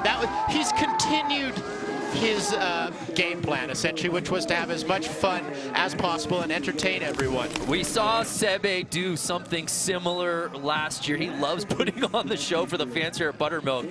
I mean, a double backflip no grab and a double tame dog no grab. Those are terrifying tricks, but obviously not enough to surpass. They don't get scored Rene. accordingly for maybe what they look like to the eyeball. Fun to watch. But Sebe to bucket, obviously, looks like his nose not bugging him that much. We will see him in slopestyle, so get another chance at the Big Canary. Takaru Atsuka, he's been safe since the second jump. Honestly, we highlighted him right at the start of this event, and rightfully so. The kid is a rock rolling down a mountain, pardon me, Brad. He's got so much momentum behind him. He made his presence felt last year, and he didn't come to Aspen just as a feel-good story. No. I think Mark McMorris, I think Yuki, I think these guys understand that he is gunning for not just a podium, the top spot. No, this is a gold medal contender, legitimate. And we take a look at our standings. Sven Thorgren with the 76. Only taking 5 to the finals there, so Sebe de Buck of Belgium will not be riding in our big air final, but the rest of those names will be, Brandon, and I'm ecstatic for that. Yeah, this is quite a crew we have going into tomorrow night's final, and as we said before, it's wide open. Let's head down to DC, who's out on the course. Thank you guys very much. Hanging out down here with Sven Thorgren from Sweden, our top qualifier heading into finals. Sven, it seemed like you guys were just having a good time, a lot of good energy out there. Talk about this big air elimination round. You guys are just snowboarding, huh? Yeah, we just had fun today. The jump is probably one of the better X Games big air jumps I ever hit, so it's pretty insane. Fun practice, then a little bit of wind came in, so it was kind of sketchy for some guys. Some guys had some bails in the practice, but so it was kind of mellow to like try to make it through, and Sebe was giving it to everybody, like so it was pretty mellow. Right on. Well, congratulations, you're our top qualifier. We're going to see you in finals. Good to have you up in the mix. Sven Thorgren. Sven Thorgren, welcome back. After the broken collarbone last year, we didn't see him. Even suffered a concussion at the Locks Open a week ago, and here he is now, our top-ranked qualifier. I'm excited for this final we got set for tomorrow, Craig. Day one has not disappointed. We've got 3 events in the book and a whole bunch more coming at you, so folks, don't go anywhere. Day one's continuing, Brennan. 3 finals set to go here on Day 1 X Games Aspen 2019. Congratulations again to Sven Thorgren, our top-ranked qualifier in Big Air Eliminations.